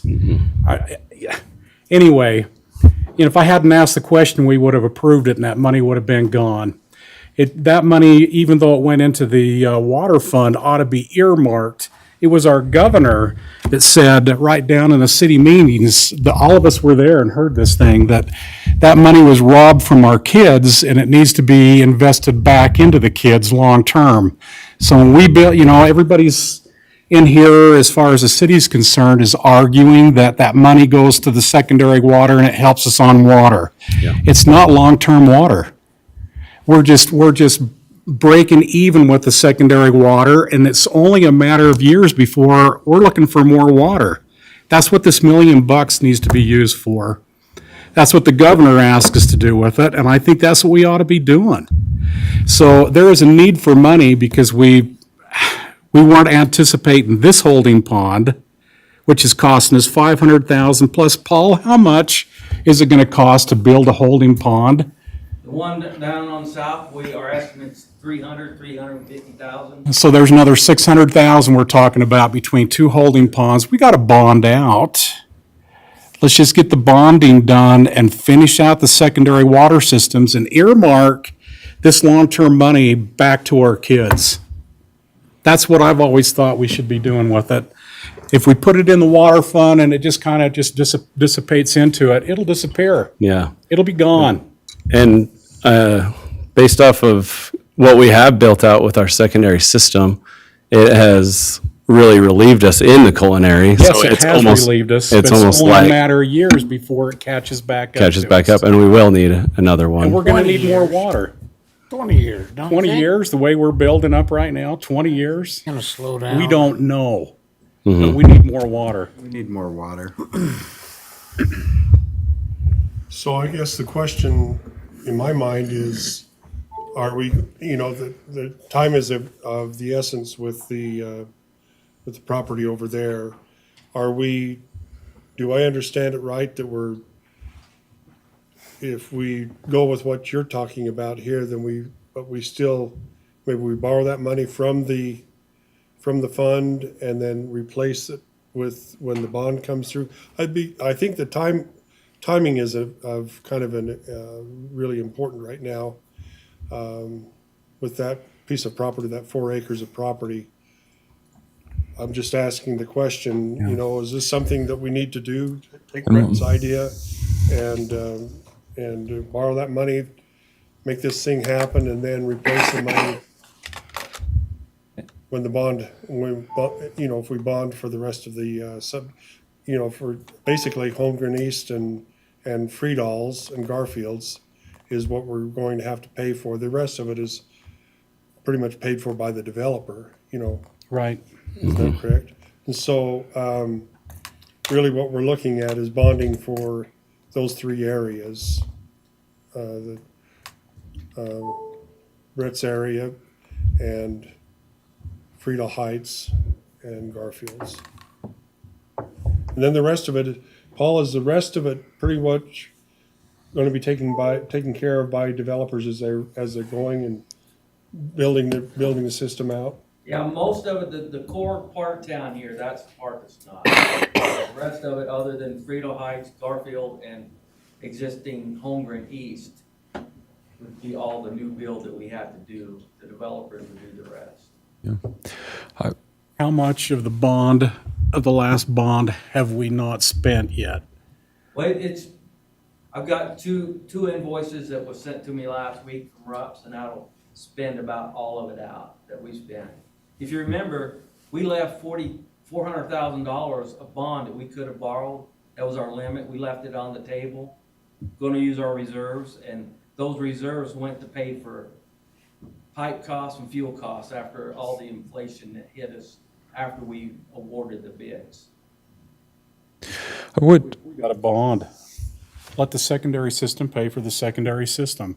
I mean, we're going to be going through Zion's, study at this point to decide what the rates need to be. This should finish it out. This last bond should totally finish it out. Will it, Paul? If we bond for enough, I mean, we'd have to design and then go out to bid and get a bond on it. So is it just the east side of town that's left? East side and the core part of town up through here.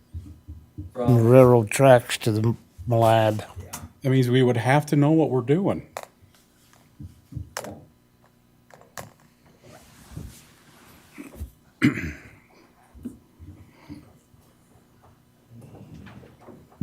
I would say, just as a point of clarification, and not that I can say this with complete surety, but typically when you bond, it's not to reimburse. You have a bondable project, and I'm sure Lyle's familiar with it. So generally, my understanding is we talked to bond counsel about it. They won't allow you to reimburse. I'm not saying that's an absolute, but I don't want you to be misled to think that potentially, we could bond for money and then just hold it and repay us. I think there's some timing that might allow for some consideration of that, but if there's a lot of separation, they seem as 2 different projects. Is sort of how I understand it. So, depending on the timing, it really is a little bit of a timing issue, as we've talked about, just based on this individual who's got an application with the county, and the fact that there's not a lot of viable locations otherwise. And the other thing I would let you know, previously we were working with the canal company, and we had a different idea, or they had a different idea on how we would address the variation in the canal, which didn't work out. It was going to be further upstream, and we were going to participate with them on some controls that would release more water at a different location. But they've since told us after River's Edge was approved that that's no longer an option. So do we actually know what the canal company wants? Do we have anything in writing from them saying, hey, yeah, you've got to have so many catch basins, or do we have anything like that? So are we at their mercy for any time that they just come along and just say, oh, by the way, I've changed my mind now again for the third or fourth time? Well, we're a little bit, I think they've told us early in the process, though, and in fairness, I mean, they're figuring it out, too. We're the first one through the process, and so we're sort of, it's a pioneering effort for both of us. But what they have told us early on, as I understand it, and Paul or anyone else can correct me if I'm wrong, but I think you've heard this, that essentially, they want equalization basins on each canal. And so originally, I mean, I've heard that early on. I think that's sort of what they're managing towards. So that's what they told us. That's what Trevor came and told us maybe 4 or 5 months ago. So how many canals are we on? And will be on? 3? So we'll be Up on to all 3. I mean, we're not pulling anything from the East Canal yet, but we're pulling from the Central. And, So in the future. So we're gonna need 3 basins. We're talking 3. The west will be something in the future, but they don't struggle as hard on the West Canal they do on the Central, getting it all the way down to Corinne on the Central and the East Canal. That's the reason why they want. Each time they add another one, it's 850,000 in today's dollars. But I think Rick's, we got to get something in writing from them so we know where we stand. Well, I did ask them early on for that, and they wouldn't. So this was when we very first started the whole process, because I was concerned too. I mean, the city was investing a lot of money, and they wouldn't do it. They just referred me back to their bylaws that says that essentially they allow secondary water as, as part of their system, or they recognize it, and they created a class for it. But, I mean, we could ask them. We could ask them again. If there's something, I think they're more likely to do something specific if we have like a specific, issue that we want in writing, like this property meeting, or the fact that we need equalization basins on each canal before they'll permit new pumps, or something like that. I think Trevor would provide us in writing. But something more broad, I'm not sure they would, but we can always ask again.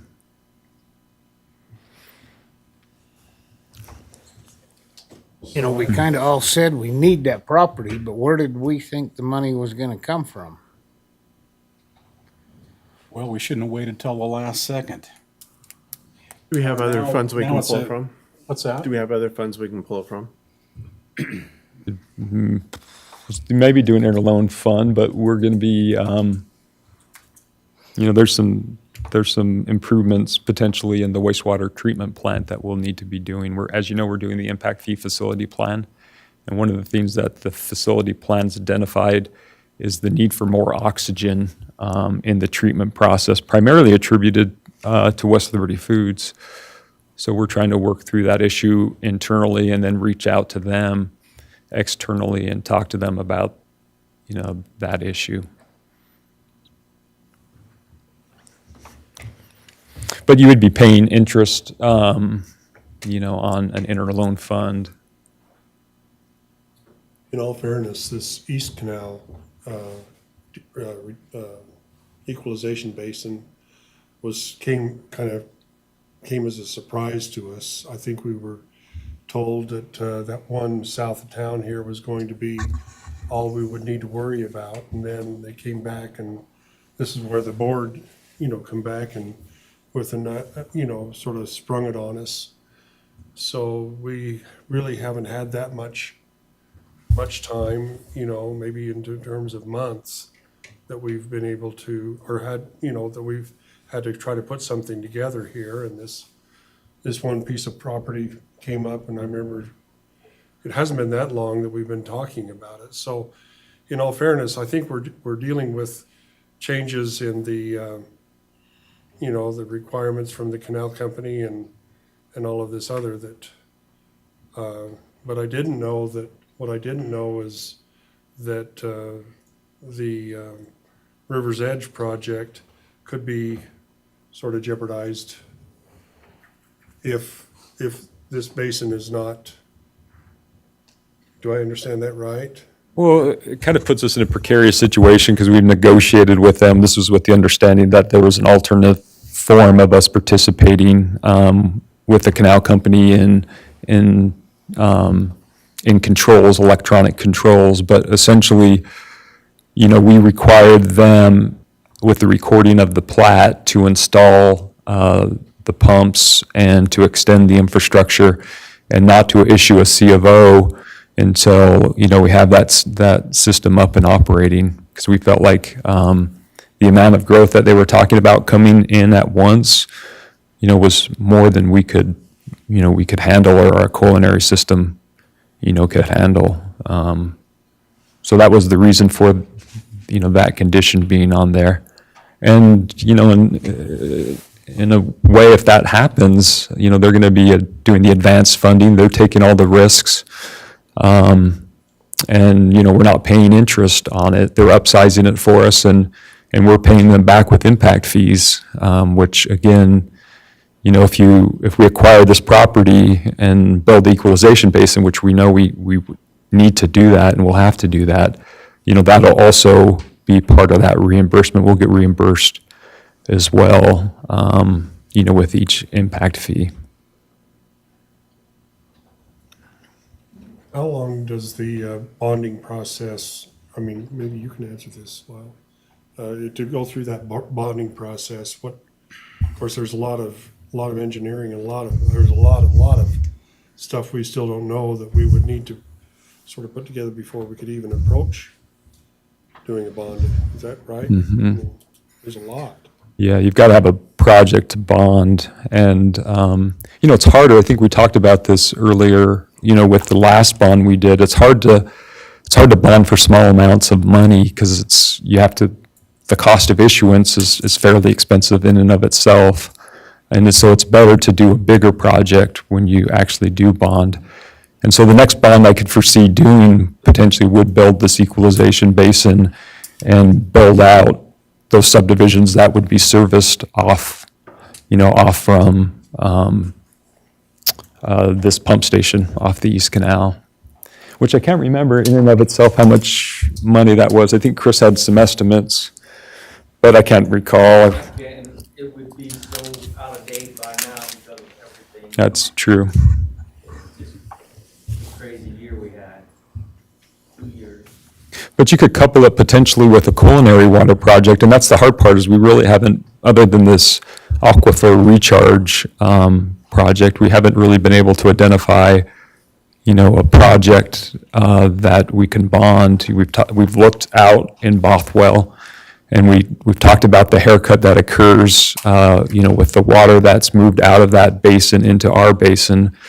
So that's a little bit of a challenge, not to mention, you know, we just haven't had a lot of luck, you know, negotiating the water that we need. It seems like that water's tied up for some agricultural needs right now by the current owner. We've talked about another well, and, you know, I mentioned to you that potentially there's an opportunity for the city to, you know, if the developer acquires it and develops property and it's in the city, then we would work with him through the annexation process, you know, to get that well and that water right. And, you know, he'd build out the infrastructure, you know, maybe there's a partnership. It's hard to say at this point, but those have been some preliminary conversations that have occurred, you know, on a very informal basis. There hasn't been an application submitted or any formal proceedings, and we'd need to amend our annexation policy plan to even allow for that development to occur. So we are being vigilant, I guess what I'm trying to say. We are being vigilant in trying to look at what culinary water sources are available, and it's a little bit of a timing issue too. I mean, to Mayor Holmgren's point, that he's mentioned, and others have mentioned it too. I mean, one of the things that we're racing against on this project potentially, and potentially property values could go down, but what we've generally seen is increasing in pricing, and it's, you know, what we could buy or what we could buy a few years ago, you know, is far less than we can buy now. And whether that flips here, you know, I guess I don't know, but we've talked about trying to put some of those funds in play. Now, this recharge project that we've talked about, I see that as new water. And so I was okay with ARPA funds going into that. I don't know if you were, Lyle. I'm not convinced that really Well, is even gonna work. Is it gonna work? That's It works all over, whether it works in that source or not. That's why we have the hydrologist to tell us, and that's why we need to visit with the attorney and. So we're rolling $600,000 and time Because it on. works, I mean, Brigham City does it, there's cities that do it all over. And it- Brigham City does it? Yeah, they pull water out of Manaway and they put it in their wells in, Brigham City. And they don't need it because of water production, they use it to help enhance the quality of the water because their wells in Brigham City, the two big wells they have, produce what's called iron bacteria. And by putting that water in, it kind of dilutes it and enhances that source of water better than what it was. Because Brigham City has all the water in the world. Ask Manaway, they hate Brigham City because Brigham City got there first and got the first drink of water of the Manaway Springs up there. I mean, Brigham City owns the reservoir. That belongs to Brigham City. but You know, it's done all over the place. You know, they're doing aquifer recharges but like I said, whether it's gonna do what we want it to do, that's what the hydrologist has to tell us. But let's say the project moves forward and we decide to move forward. Anyway, it could cost us several hundreds of thousands of dollars to put that in, pay legal fees, do everything. And that's what I thought we were holding the ARPA funds for, is to make sure that we've got the money to take care of getting that new water source in. So, You might recall too, I mean, we did have a report done by the hydrologist, and he looked at all possible sites and, you know, for wells, trying to site a well, and He looked at all possible sites. well, I'm sorry if He that's looked at overstated. the sites that we directed him to. Is there, okay. Where we directed him to, he didn't No, think I there was a think good I've source. said this before in several meetings. We need to hire somebody that knows water in this valley, because there are wells around that we should be tapping into. And as soon as you bring them up, you get cut down. So I don't know who to go to, because I don't know. We'll cut you down, Lyle. We check and we investigate. You know, Yeah, I do get cut down, so. the King well, we investigated that well. But we did find that we was gonna have a haircut. We bring it in and use it for culinary, we lose 50% of the well. So that well, you did find that out, because the last you talked, Yes. you didn't know if it was gonna get a Will haircut or Atkins, not. the state engineer, informed us of that. But if we bring it in and use it for secondary water, then we could take all of it because we're putting the water back into the ground if it's used for secondary water. We wouldn't have to rehab the well or anything. We just have to get that couple $1 million worth of piping into town there and get it tied into our system, but not the culinary system. Is it considered the same basin as the, over there, kind of on the point of the mountain there? It's different from the Bothwell Pocket. It's different from that, but is it different from our springs up, or our well up on the, No, they kind of consider it that's all the same? Because similar, even though the springs are in a different layer. that's what I thought we were doing, is we were kind of looking at, maybe we do something with the King well, buy that right, and move the, And we looked, how did that work out? but he didn't feel there was enough data to say that there was water. If we go down and drill down 600-700 feet, are we gonna hit that same source of water? There's not enough data done in our valley to say exactly that would happen. When you talk about other wells, are you thinking the King well? Is that the one you're referring to? Well, that's just one I'm Or are there referring others? to, but there are other little smaller wells around in town that are not tapped into, so. I mean, we can sit down, talk about all the little wells And I that thought have we been brought had up by, before in the past. and there's wells going down, not wells, but springs going down along the Bear River. And we've discussed springs before and the state's reluctancy to let you even develop a spring. Yeah, so that's been locked out over there. Because So let me just ask one question then. I mean, you know, this thing's been getting driven from the very point we received that money. It was supposed to be earmarked for what I said. Well, now it's just been kind of pushed over here and it's getting used. So what are we going to do when the secondary water and the culinary water have met their maximum? What are we going to do at that point? Up growth. Yeah. I mean, the fascinating concept. Conservancy District is another option for water. I agree. I mean, these are challenging times, and I'm not, I think we we don't have any all, water. we We're on all, all the water maps and we're in red. Yeah, we need to be developing water. We're red as a city or red as a county? We're red as city. the area. Well, we're red as, you know, this In a area drought. that we're in, that Tremont is in, is like a bullseye. And if you remember, we talked, the state engineer suggested us to go to Honeyville area to drill and bring water into. If you remember that discussion we had there. But that's a scary discussion because if you start, that's a long way to pipe water. And that's a lot of angry people at Tremont because we're going to Honeyville to bring their water. But in the future, that might be what ends up happening with the district's help. Because that's the district's job, is to provide water for the county. And I know the mayor's gonna find out real hot and heavy about that's their job. Mhm. But the state engineer, he's saying, really in our area, there's no more development. And then the governor throws on top, there's no development because all this water ends up in the Great Salt Lake and we're drying up the Great Salt Lake. So everybody's confused on where are we gonna get water in the future? Yet they're wanting us to grow. But Honeyville's in the future probably gonna be a better answer if they don't do some kind of Bear River project, which is a long way out too.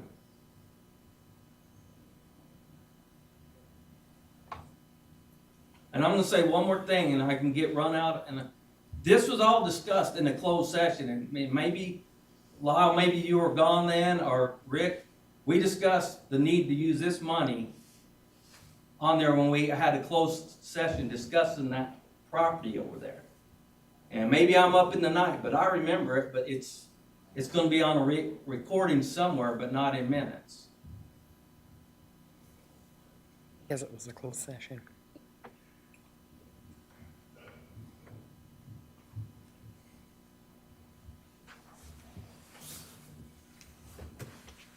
Well, why don't we continue down our discussion and get everything, and then we can maybe come back to this area. Why don't you finish your presentation, Mark?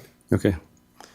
So Lindsay, if you want to scroll down, the last option is just that, an option for now.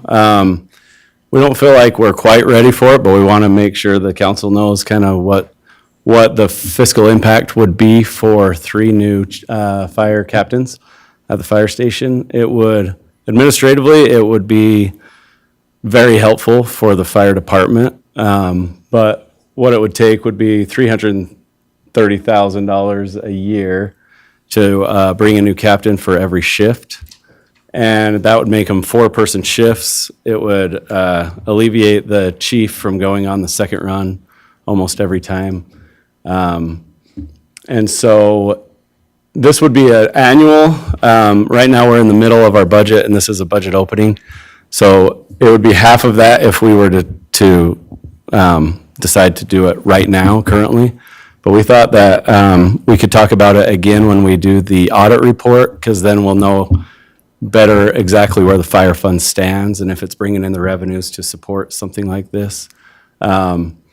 And that will be, and then it'll take, a month or so to to hire the fire chief, and then he'll want to probably bring his captains in, or, you know, he'll want to hire captains that fit his vision. So we figure it'll probably be, you know, a few months till we have to do something like this. But so I would recommend, you know, not approving that one yet, but just wanted to make you all aware of what it would cost on an annual basis going forward. And we really want to analyze our ambulance fees and stuff and make sure that the fire fund can support something like this. All right. Mark, I have just a quick question. Mm-hmm. The excess reserves on the RDA for the 174,000 Yeah, Main Street, that's coming from the RDA? correct. Yeah, so that's money that the general fund has transferred at the end of the years, and it's built up, and we have the money to support that. Or I guess the RDA has the money to So support that. that line 71, the 579, you can really line that out because we have grants coming in and it's coming from the RDA, right? Correct, yep. Okay. The grant is the 405,000 and the RDA is the 173. So how much more are you asking? I mean, it sure be nice to see a total. That's what it is. That's the exact number that the project. The overall, you're talking about Yeah, overall, aren't the you? whole budget. The whole budget. How much additional? How much additional revenue we got coming in versus how much expenditures and what's the? Well, I broke it down by each fund because that's kind of how we track how much Just we overall, have in all the what the, different total funds. balance of expenditures and, well, they would be balanced, but how much is that? Yeah, we'd just have to add it up. I could do that, but I can't do it in my head here. So we don't have any additional revenues. So the revenue's coming in. There's the grant funding to pay for the Fund 71. And if you scroll up, Lindsay.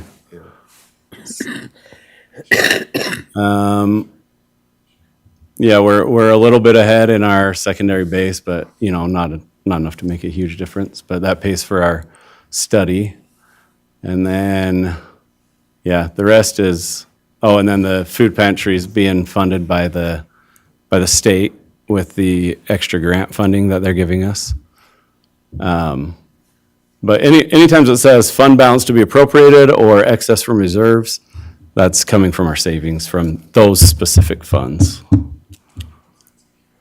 Budgeted, I mean, there's Budgeted, still the yeah. opportunity and, you know, historically has always been the case for the general fund that we've, you know, actually added to our fund balance rather than used from our fund balance. Yeah, it's a state statute to balance the fund. So if all of a sudden the revenues don't come in, then we can use the reserves. How much more money have we got in the general fund? I'm trying to find it. In the general fund, fund balance? 67,000, is that what you're asking, the expense and revenue? In the general fund, that's what No. we've used it all the way down to 67,000. That's the budget amendments. The general fund has, it's typically like 30% of our revenues. It's like 2 million in the general So we fund. can't borrow money from that to pay for the land. We could Possibly, yeah. Yeah, I mean, it could be take used away for from our any rainy day funds. general Can you make a governmental call to service. Zions and find out if it's going to screw up the bond? Can you tell me a little more what you're thinking? If you said that there could be a problem in refunding money back when you've borrowed it from another fund, Yeah, right. and you didn't know what the answer was, can we make a call to Zions and find that question out? Yeah, I'd probably talk to an attorney, bond counsel, and just ask him, you know, what the likelihood is. 7,000, the 9 doesn't count. The 9 doesn't And then count. 33 more. So there's 100,000.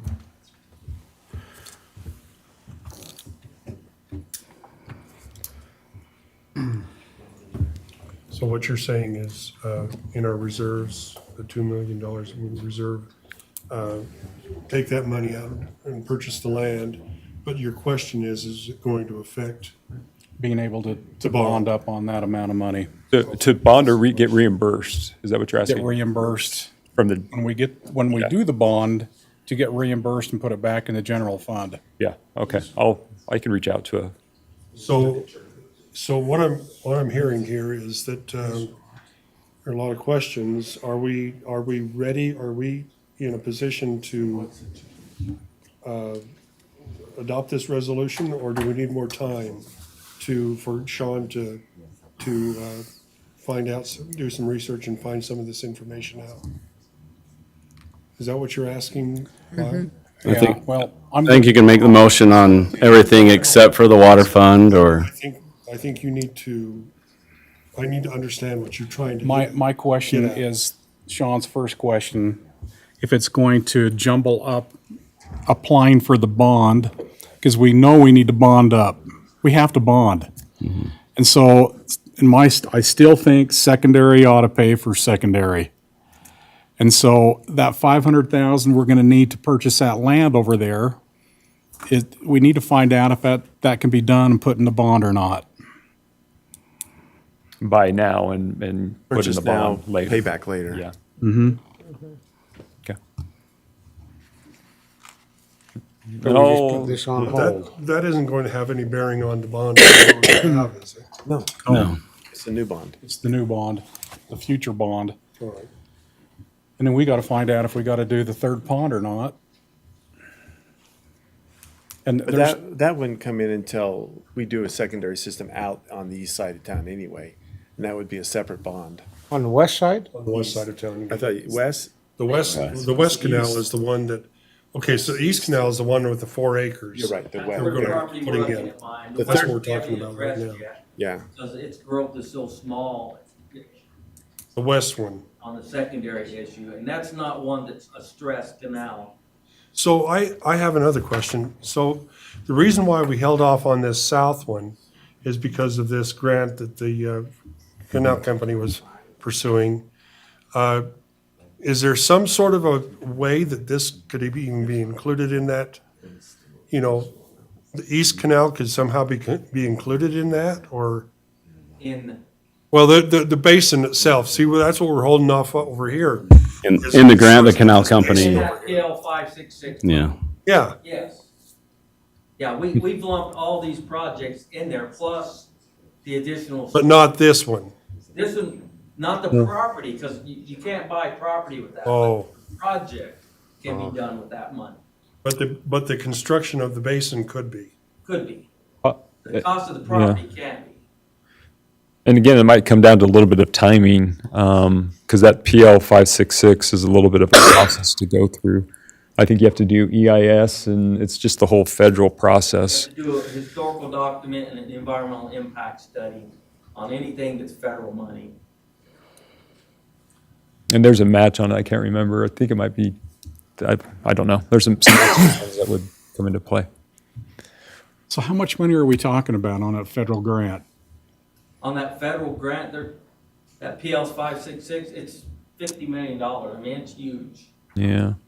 We're a little bit in the dark, honestly. I'll say I'm a little bit in the dark because it's, you know, it's the Bear River Conservancy District sponsoring it, and it's the canal company who's sort of running the point, and they're bringing us in and they're telling us little bits and pieces. Supposedly, they were going to bring us all together when they actually had a signed contract. I think that's what they're waiting. Supposedly, they got the funding, but the contract from the feds hasn't been formalized, and after that contract's been formalized, supposedly they're going to come back to each community, revisit the list, and potentially give us more guidance on what this means and how we can tap into it.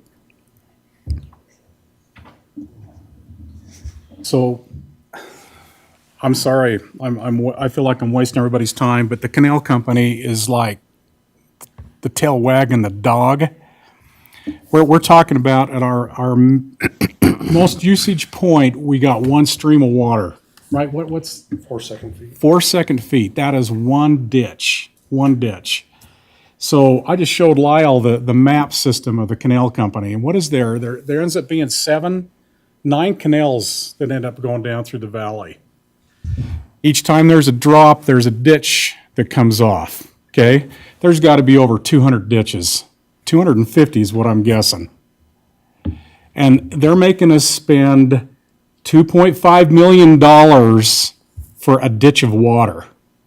Can somebody talk to these people? I mean, that's what they're asking us to do for a ditch of water.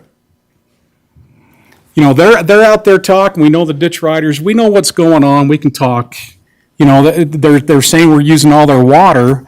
The canal company cut back a percentage, and the water's not getting down the canals where the way the farmers were used to seeing it, and we're getting blamed for it, and it's out of control. So now we're spending $2.5 million on 3 basins because we can't talk, we can't communicate, we're scared of. I don't know why can't we talk to them? Well, I think you're exactly right. The communication part of it, and what's driving a lot of this is fear from the farmer's standpoint, you know, and they just want to make sure somehow they're getting their water and everything, but the data doesn't really bear out. At least Paul's data that you've been able to get now. I mean, it's as accurate as that to the gallon almost. It's metered. It's not. Yeah, it's not measured off of a head gate. No. It is actually through a mag meter. Yeah. That's a calibrated unit. But their fear is that during. It's metered in and it's metered out to our customers. So their fear is that we're taking this water and somehow, you know, drawing down the canal so the people down at the end of the canal don't get their water. The farmers down there south of you and. So we can't do something, agreement with them that if we're not doing that, then. Well, I think that now that we have this data, I think that it makes it so we do have an argument. But up to now, we just. Me speaking, I think the push come to shove is it going to take an attorney action to get something? Because they just doubled all the fees to the secondary users. So all the fees has changed, and if you're a secondary user, you've got different fees for certificate transfers. It's going to be for our yearly maintenance fees are going to double for secondary versus ag use. And believe me, John was in the meeting, the mayor was in the meeting, and I had to leave the meeting because if not, it wasn't good, because I thought it was wrong. Yeah. Because we take no more work than any of the other users on that canal to provide water to us. Yet I think they look, this is my speaking, I think they look at cities that they think the cities have an endless pocketbook. But that's my fear, is that it'll take attorneys' action, and you know what that means? That's money. That's like we talked about earlier about a water attorney to help us with some of our other projects. Well, and I would say I think they're also looking long-term. I mean, we're at the very start of developing secondary water, and Elwood now is doing the same, and other communities are thinking about it. And what they've said is that every community is going to have an equalization basin, and as it starts to get built out, you could start to understand that why it's only a small ditch now, you know, it has the potential to be a lot larger. And that's sort of what they've told me, or that's how I've understood the issue. We've had good conversations, the mayor and I, we stuck around and we had a conversation with the board, and they were, you know, pretty sympathetic. Trevor was pushing to get the canal, that equalization basin done next, at the next construction season, and Chris had been designing, and we're like, no, we have a contract, we have an agreement.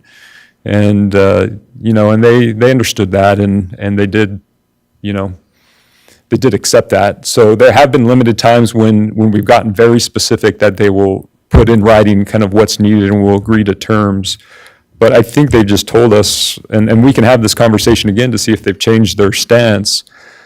But I think what the best information we have is that they're requiring equalization basins, not only for us, but for Elwood and these other communities who develop secondary systems.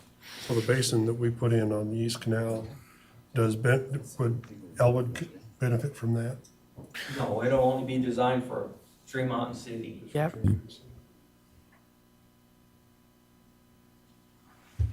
Well, we've covered a lot of territory, but it's, my feeling is that we're not, I don't know. I don't know that we're ready for at least this one section, but I don't know. Sean and Mark, is this, If you want, if we wait, sort of give Sean the, time that he needs to be able to ask these questions of Zion's, and then come back, even though maybe Councilmember Vance is not going, Lyle's not going to be here, but we get his questions answered so that we have a little more information. I mean, council, does that sound, Yeah. am I hearing you right on this one? You guys ready to vote on it? Am I the only one with a problem? No, I want to see the money come from somewhere else. I do. But I think if we were to do this, we may come back to the same point, but at least we have more information to make the decision from. we, That's how I see it. We don't know what Zion's is going to come back and say, but But at least we'll know. That's not a long deal, right?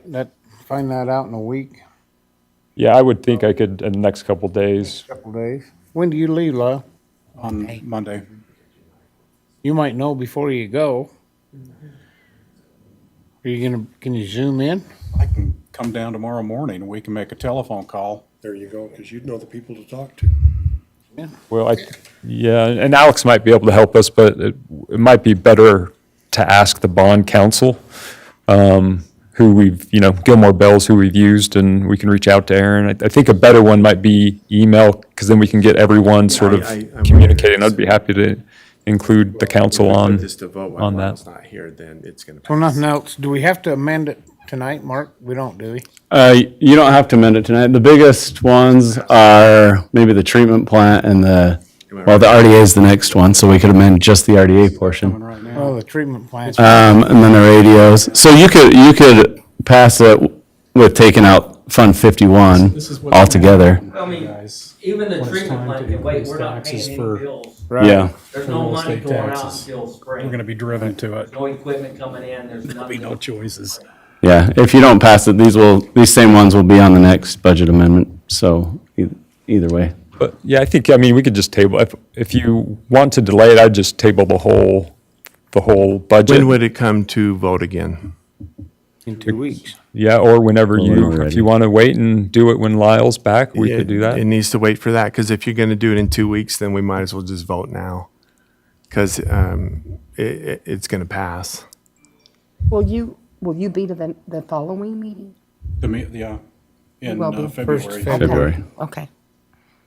Hey, Yeah, we need can new calendar. table it till then. I don't. Lindsay, I don't get any development. we need a new calendar. I know, that's Steve's job. I don't get any development done in the next month. Engineers don't move that fast.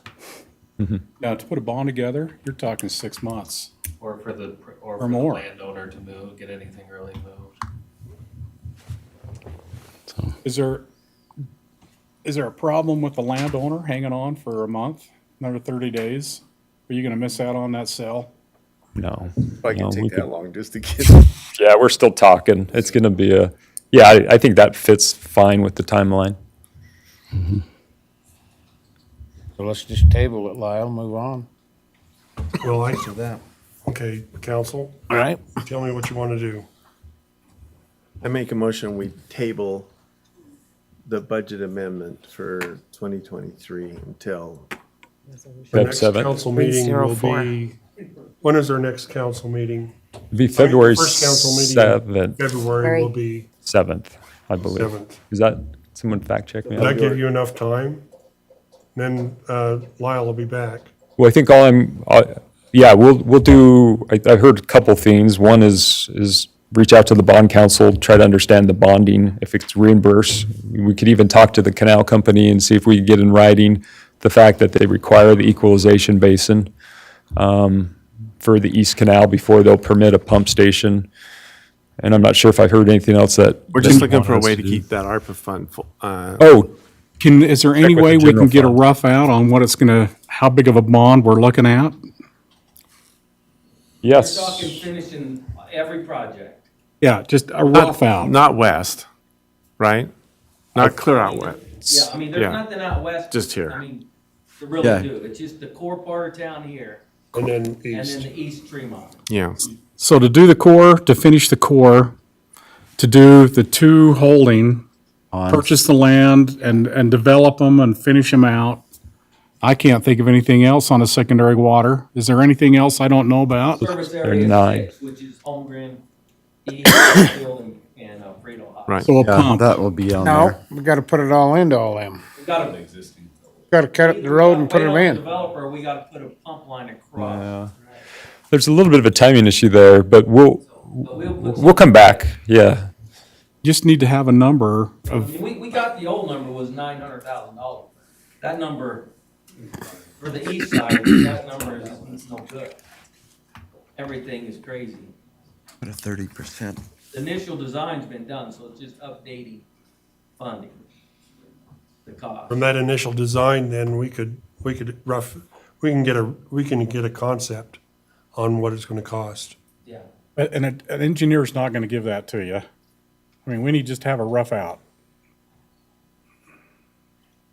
What did- If you, All right, let's, I'm gonna call for a vote here, or. oh, we're gonna table it. I put it, But I don't think we voted. yeah, right. So there's a motion to table it until February 7th. All right, second. Brett's made the motion, and Connie, did you second? I absolutely did. I'll second that. Seconded by Connie. Let's start on your side. I don't think it's a call, isn't it just all in favor for table? I don't know. No, Well, it let's isn't. do, we can do it Roll this way. call. We can have each one of Roll you. call. Brett, aye. Lyle, aye. Connie Archibald, aye. West side.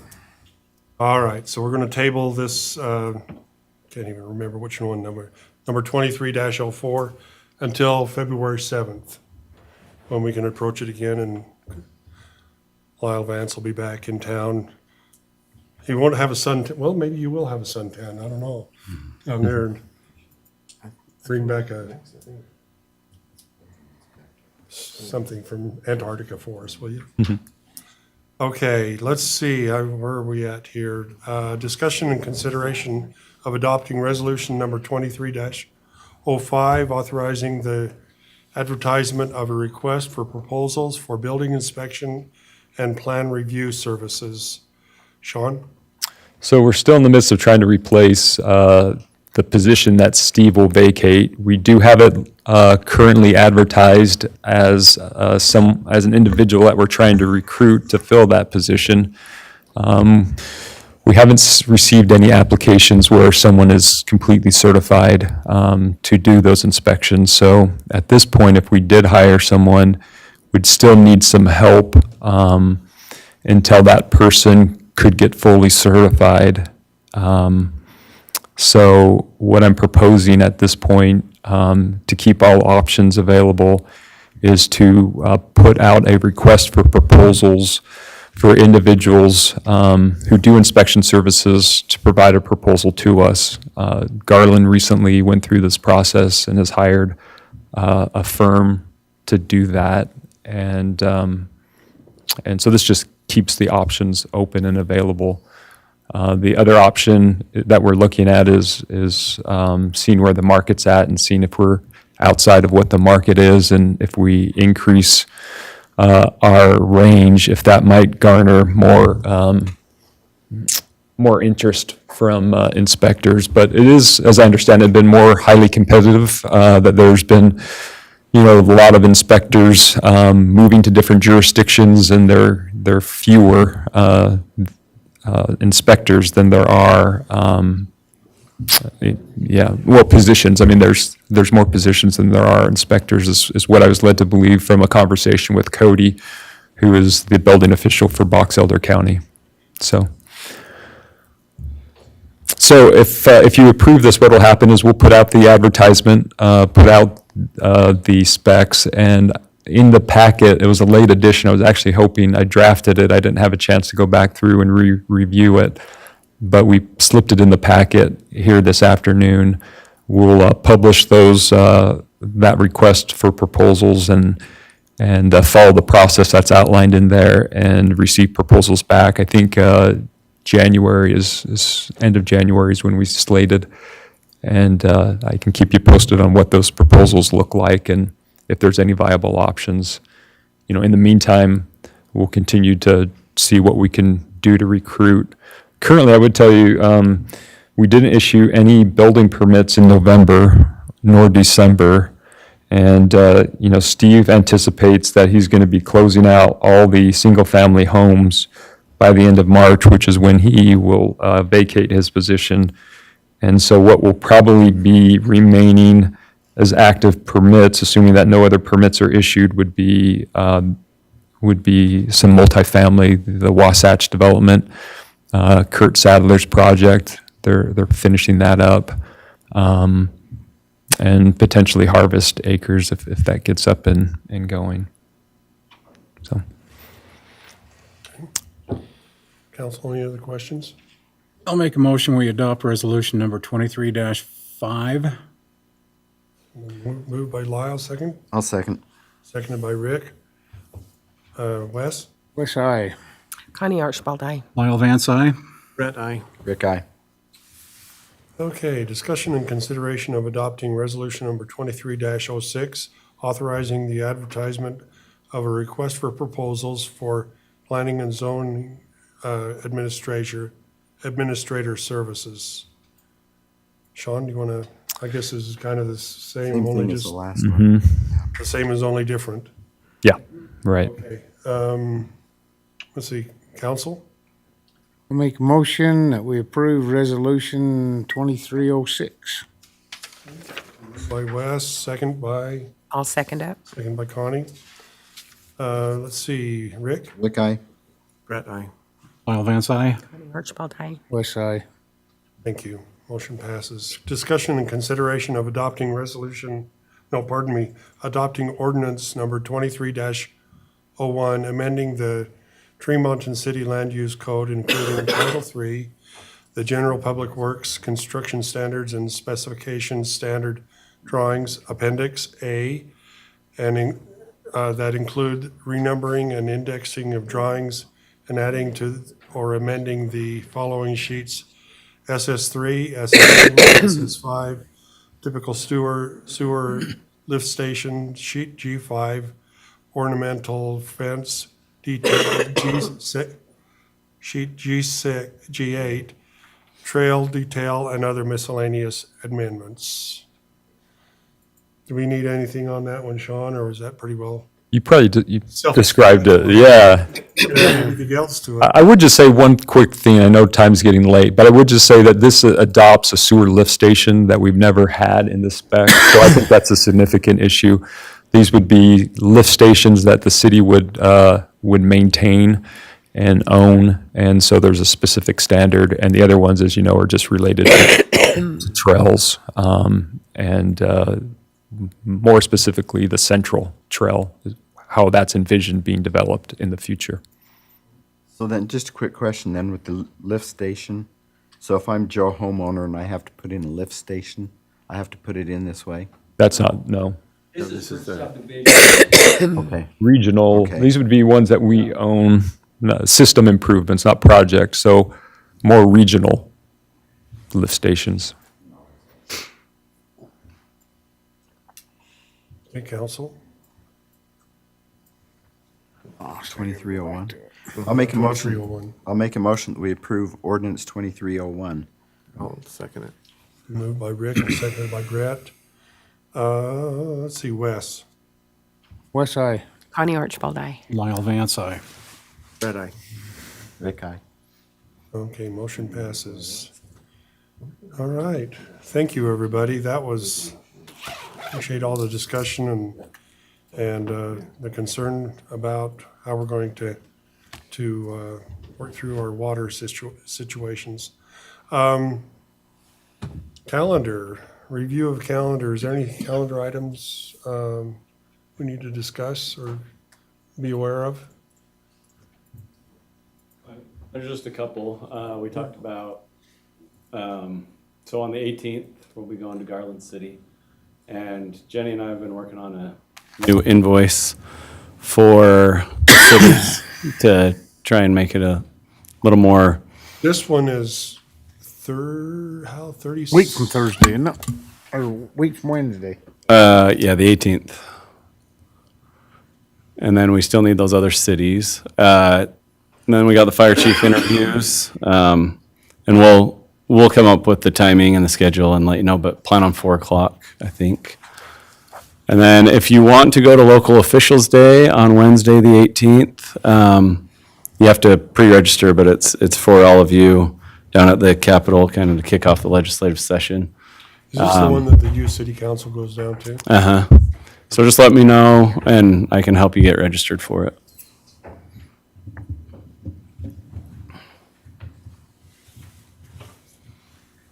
And the Garland meeting is at, it's at 8:00. Work session portion is at 8. So Would we go to the 7 o'clock? The meeting? We'll probably go at 8:00 is what Oh, okay. Okay. Are you going? Yes. Good. Yes, I am. Oh, go to the work session? You have it on? We got City of Leagues in April. So that's coming up. Yes. What date is that? You have a date on that? 19th through the 22nd. So Lindsay, did you say we need to be there at 7? I will look at my email. I thought.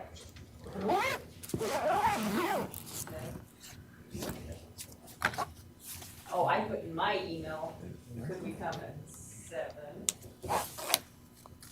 Originally, when it was December 7th, and she said no, come on December 21st. I can email her, ask her if she wants to do 7 or 8. Okay. Okay, any unfinished business? Yeah. Yeah. Connie's gonna take over the planning commission effective this year. Yes, I am.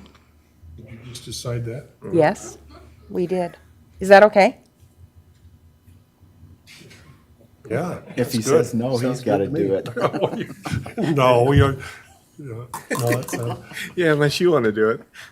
oh, I'm good. I'm good. This sounds great. I mean, do we need to, that kind of comes at a, So it's the other Tuesdays. It's, At 5:30. at 5:30. Okay. I get on and you leave. that's what's going to happen then. Okay, branding, the implementation update. Just give us just a real quick, short. Some of the things I wrote down today. Yeah. We had a training with all our department heads to implement it on all of our email signatures and everything that we put it out on. We added social pinpoint as we did a thing. We have all our brand on that. Social media, she's been using the new brand for all of the posts, and they've looked very professional and gotten a lot of interaction, and I think it's been well. We ordered a new council sign for in front of the mayor's spot right here. You'll see that hopefully soon. I haven't had a. And then I'm getting visual examples from a company of different signs in the city council room. They took pictures and they'll kind of put it on a visual for us. The vision, the mission, our emotional map. We're going to do different displays in the lobby, entry signs on Main Street on both sides. We're going to have an employee store that they can order swag on and stuff. Banners up and down Main Street and the new city flag. So those are just a few things that we've Very implemented. good. City manager reports. Sean? I'm just going to draw your attention, or inform you, I should say, that I've received a request from our solid waste handle hauler, which is Akana Waste, and he would like to talk about increasing fees related to the cost of fuel. And so I need to sit down in the upcoming weeks, and this is anticipated to be discussed at the next city council meeting on the 17th. And this is what he's suggesting? It is. Yeah, this was his proposal. But I haven't talked to him about it with the holidays. So, There's some big savings out there. I hope they're not using them and then charging us for them, because I can buy diesel. It says $4.99 on the pump. I can buy diesel today for $4.24, and it was $4.04 yesterday at the same gas station with an app. So I hope they're honest, that they're not going by what's on the thing and paying less. Well, yeah. Can't prove it, but the concern I have is 250 to 350 a gallon. That's normal, and we just went through a rate hike for them. I don't think we should pay more on normal rates. You know what I mean? Absolutely. If it's excessive, then okay, I understand they're asking, but they're just asking for increase. Yeah. And I don't know that I agree with that, because we did it 1 or 2 council meetings ago, didn't we? It seems like I think raised it was the a garbage second can. garbage, it was, yeah. it was a different thing, 1 or 2 Yeah. council. It was, I think, March when we raised. Oh, time flies when you're having Yeah. fun. yeah. But anyway, Mark, can I agree. I ask a question about, we still have Howell, Plymouth, Snowville, Honeyville, Portage. Have we got, we're going to squeeze that in sometime in February, or? I can work, I haven't really worked on. Or are you asking if we want to go out where these are relatively small Yeah, I and can probably work. don't have a lot of participation? Do you think it's, It's up to you. I mean, I can get their dates again and we can do another sign up form. if it's an off Tuesday, I can go now. So if you want me to try that again, then How come he can go now? You're enjoying this, aren't you? Did he change jobs? Oh, every other Tuesday, okay. Okay, DRC committee. You know, the last couple meetings we've canceled. And I'm trying to think what, I guess, one project that's being talked about, that a formal application hasn't been submitted, but it's on Fourth West for townhomes. So we're working with the applicant right now on discussing the road section there, what that looks like, how the how the bike lanes are accommodated on that stretch, which are connected to the central trail. And then just still kind of wrapping up some projects and some still in limbo with the holidays.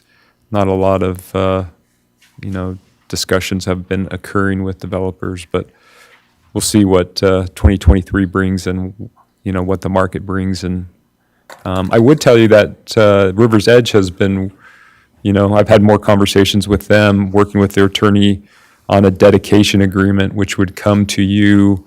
I anticipate the next couple council meetings, and this is where they're dedicating the things that we've talked about: the pump station site, the roads, the park, the storm drain pond, the water shares, everything that they've obligated themselves to in that master development agreement or pre-annexation agreement would be dedicated to the city. And per our agreement, there's a timeline for them to do that, and it's a little past that, and that's why I'm pressing them to get those obligations fulfilled.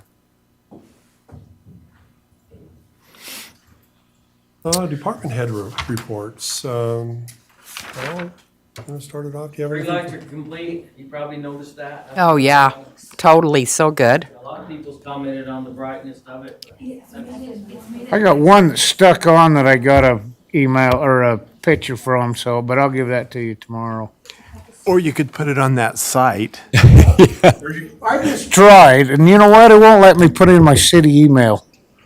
It wants me to use my Frontier account, so there's something funny going on already.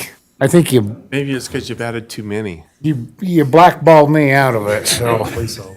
Chris, do you have anything? Just quick update with the grant that we received for the Stryker power costs. The last one, the fourth one is being installed today and tomorrow, and we'll be completing that. So all of our 4 of our ambulances will have all those installed, ready to go. There was a little bit of a hang up with 2 of the gurneys that didn't quite communicate with the base units, so it's like an extra $1,600 to get the little modules for those. Luckily, we had a $4,000 credit with Stryker, so that'll cover the cost of that, and then those should all be functionable.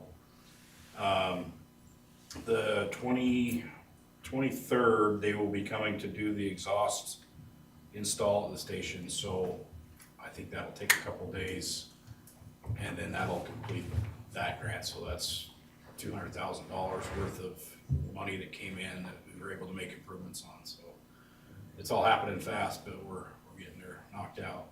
I think that's about it from us.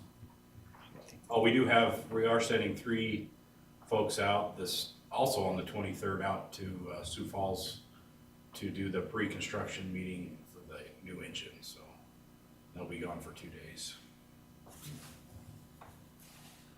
All right. Dustin, do you have anything for us?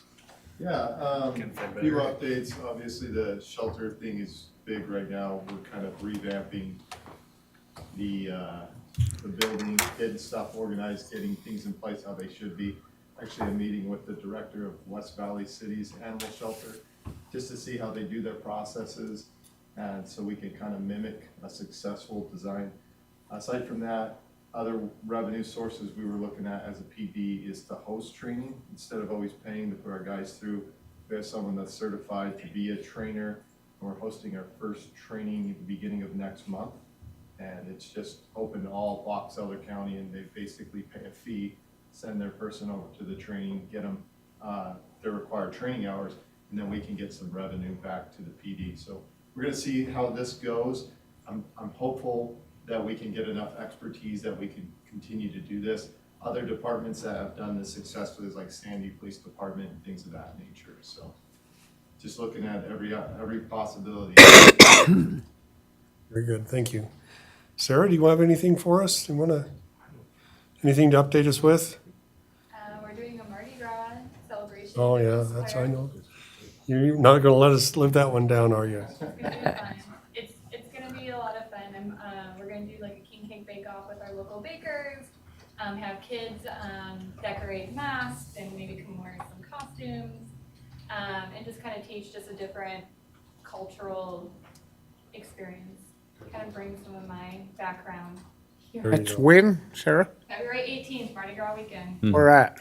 Midland Square, 12 to 3.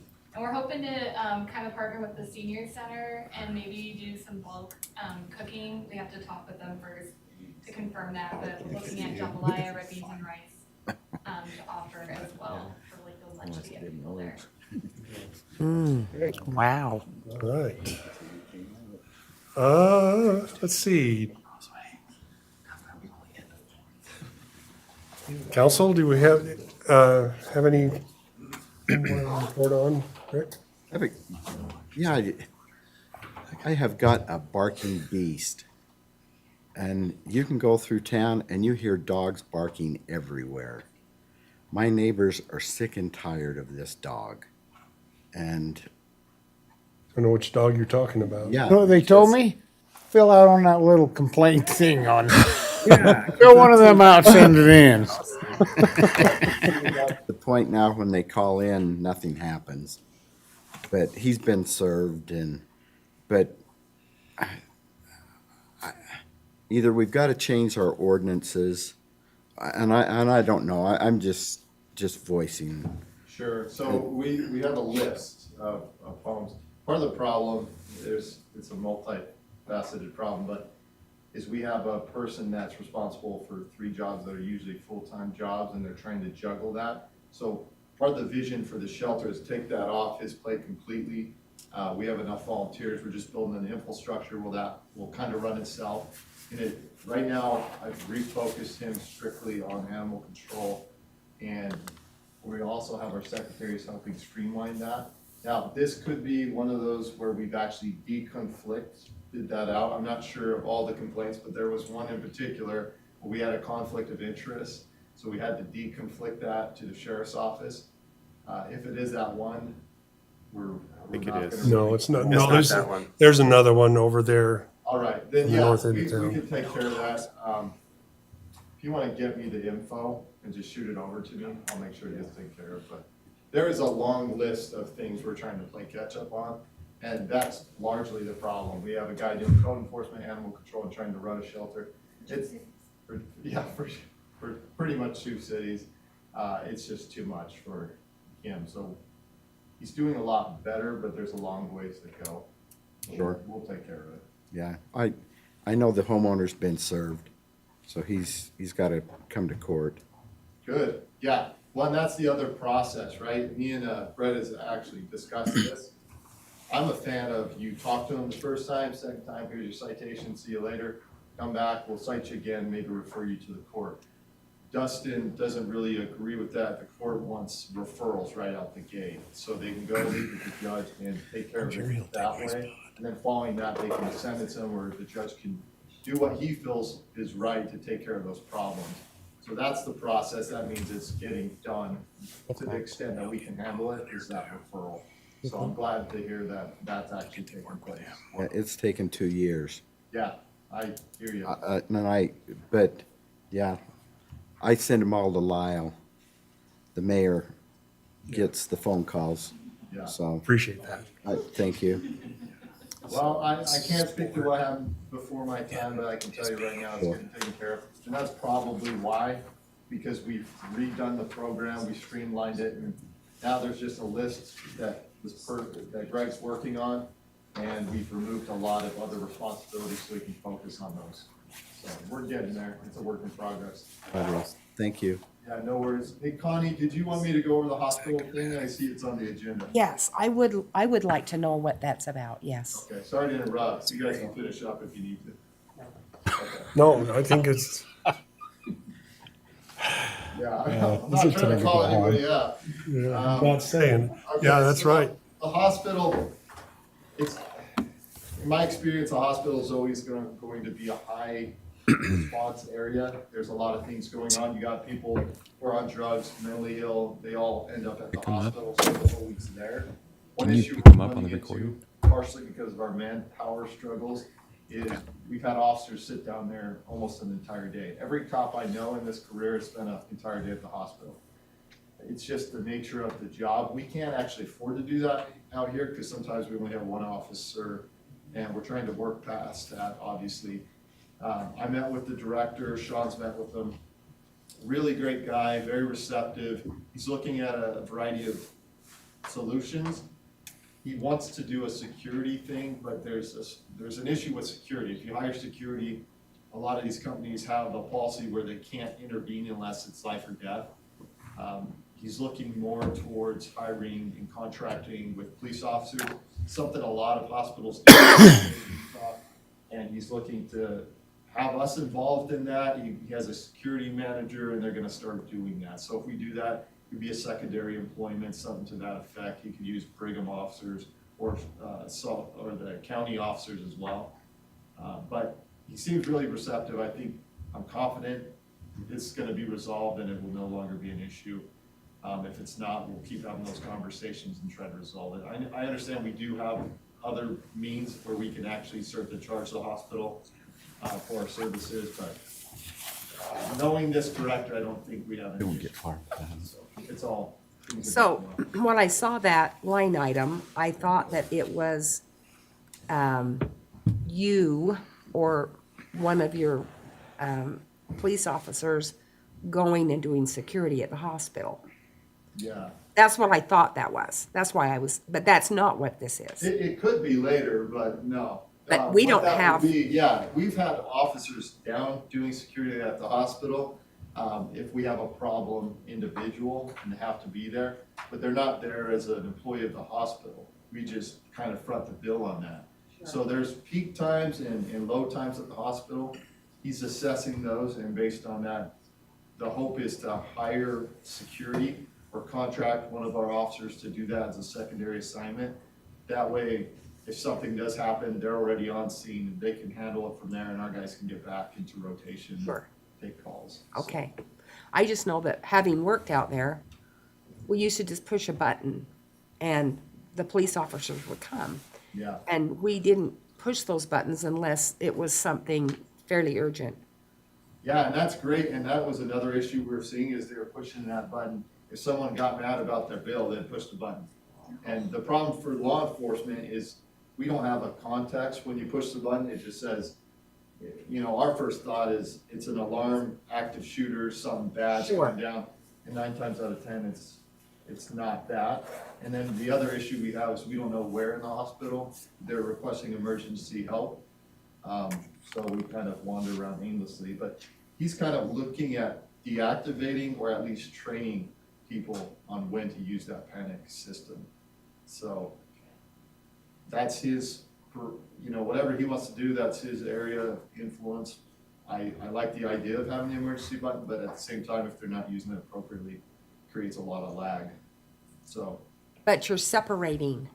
So in other words, when your men are on working for Tremont City, they're not necessarily going to the hospital to take care of whatever the button's being pushed. They're trying to contract someone else to come in and take care of their needs. And we're gonna go forward with taking care of Tremont City. Correct. So if we take someone into custody and say they have to go to the hospital, they're our responsibility.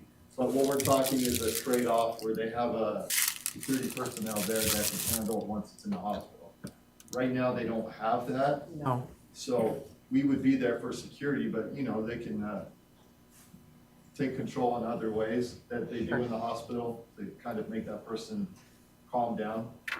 And that's kind of what they're looking at doing in the interim, but my understanding is they've hired a security director who is retired law enforcement. He's trying to build a bunch of contacts where they can kind of have their own services for security at the hospital. And I think as we grow as a community, we're gonna see more and more of an influx to those calls. So they need to do that. It's good to get it in place now. It'll probably be, like the bigger cities have 24/7 officers because it's that busy in the hospital. There's at least one officer there all the time. So we're moving in the right direction. Thanks, Chief. Brett? So, Mark, this amended budget, that's it for the year? No, you can amend it all the way up until, I understand, but so we don't need any more police officers this year, or we don't need any public works people or anyone additional? it's not in the amendment, but probably for the next fiscal year. Okay, I understand for the next year, but not, I'm just saying, when you come with this, make sure you come with it all. I don't want to have another, because it seems like every meeting we're getting hit with $1 million worth of expenses, and let's just try to get them all in there. For a few unforeseen things like the grant. Right. But if there's no other employees, because we took care of the one police officer, but apparently we're not pushing for any new this fiscal current year. fiscal year. Okay. I think the only personnel, we're talking about the building official planning, sort of what we do there. But that's the personnel. And then Mark, as you've talked about and requested, looking at a longer period, what's on the horizon for future fiscal years. I think Mark's working on putting that together. A lot of the department heads have given me a 5-year plan for personnel Perfect. and equipment. And Okay, thanks. That's all I have. Thanks. What? Nothing. Connie? I don't have anything either. Wes? I don't either. I think we're gonna be unplugging the lights on Main though in the next day or two. That'll work. Appreciate you, all that you guys did to get Well, up. it's just, unless UP&L don't care if we leave them on, I'll wait till it's warm, but Yeah, well, I wondered Nobody about else? kind of, January sometimes is sort of a slog, and kind of nice to see some, some lights and so forth, but do whatever you gotta do. I guess we have just one, I don't have anything to report. We have just one more motion, but we have an RDA too, remember that. Make a motion to adjourn. I'll second it. Moved by Connie and seconded by Lyle, all in favor? aye. All right, council, we have a short RDA meeting we need to take care of.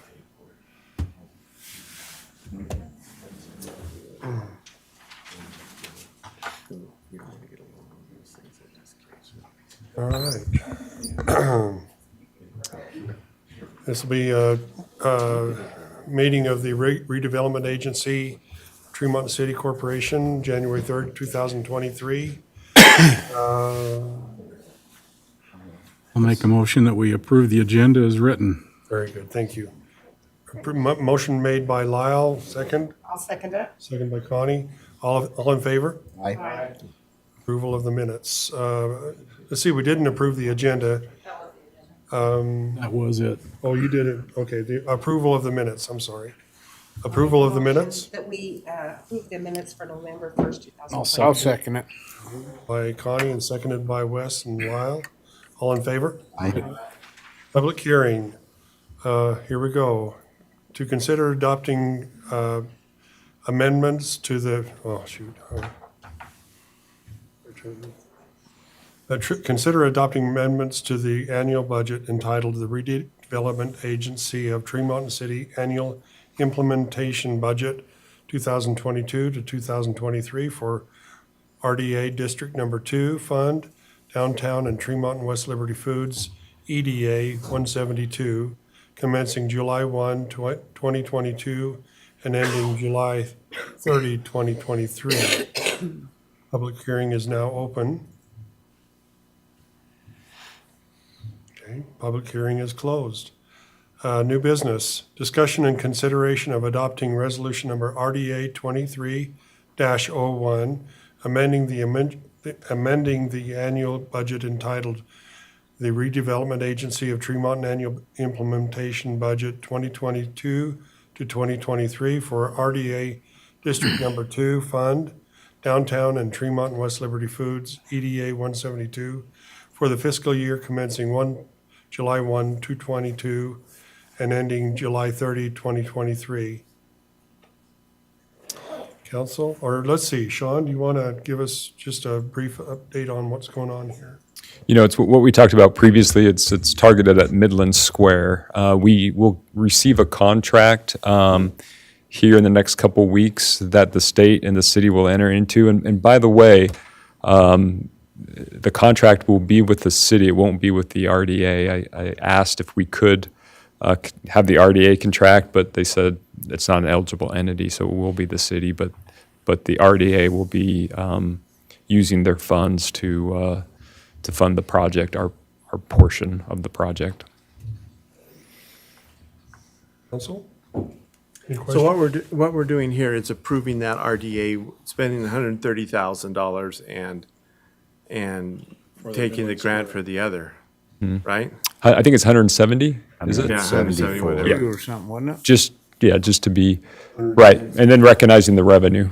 I personally have a problem with doing that at this point, with not knowing what we're doing with the other budget, because if it gets tight, that's $173,000 that, although that's RDA money, isn't it? That's already. Yeah. Yeah. It was money that originated in the general fund that You're was right. transferred over. You're right, so I don't have a problem anymore. Okay. Any other questions? Council will, I'll make a motion. motion. I'll make a motion that we adopt resolution number RDA 2301. And moved by Rick, second, I'll second it. seconded by Brett. Let's see, Wes, do you want to start it off? West Eye? Connie Archibald, aye. Lyle, aye. Brett, aye. Rick, aye. Time permitting, underscored. It's not permitting. It's- Okay, I'm guessing, Yeah. okay. Discussion of downtown Did you revitalization already talk about it? initiative. I think that can we put this off to the next Well, time? you did it, didn't you? Okay, huh? Didn't you talk about this already? Well, it's leveraging what we just talked about with more appropriation. Oh, okay. More Go for Looking it. at maybe some other grants and some. Do it. All right, one more motion, council. Motion. A second. Thank you. Motion.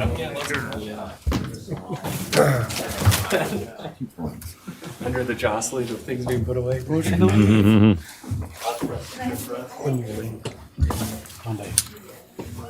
Yeah, hold on a sec.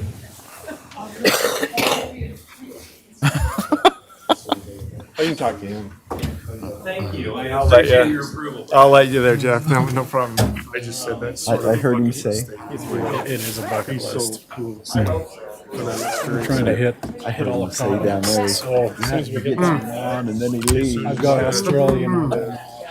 So, It's just all Oh, you've hit them all then, after soon as- Australia. after Australia.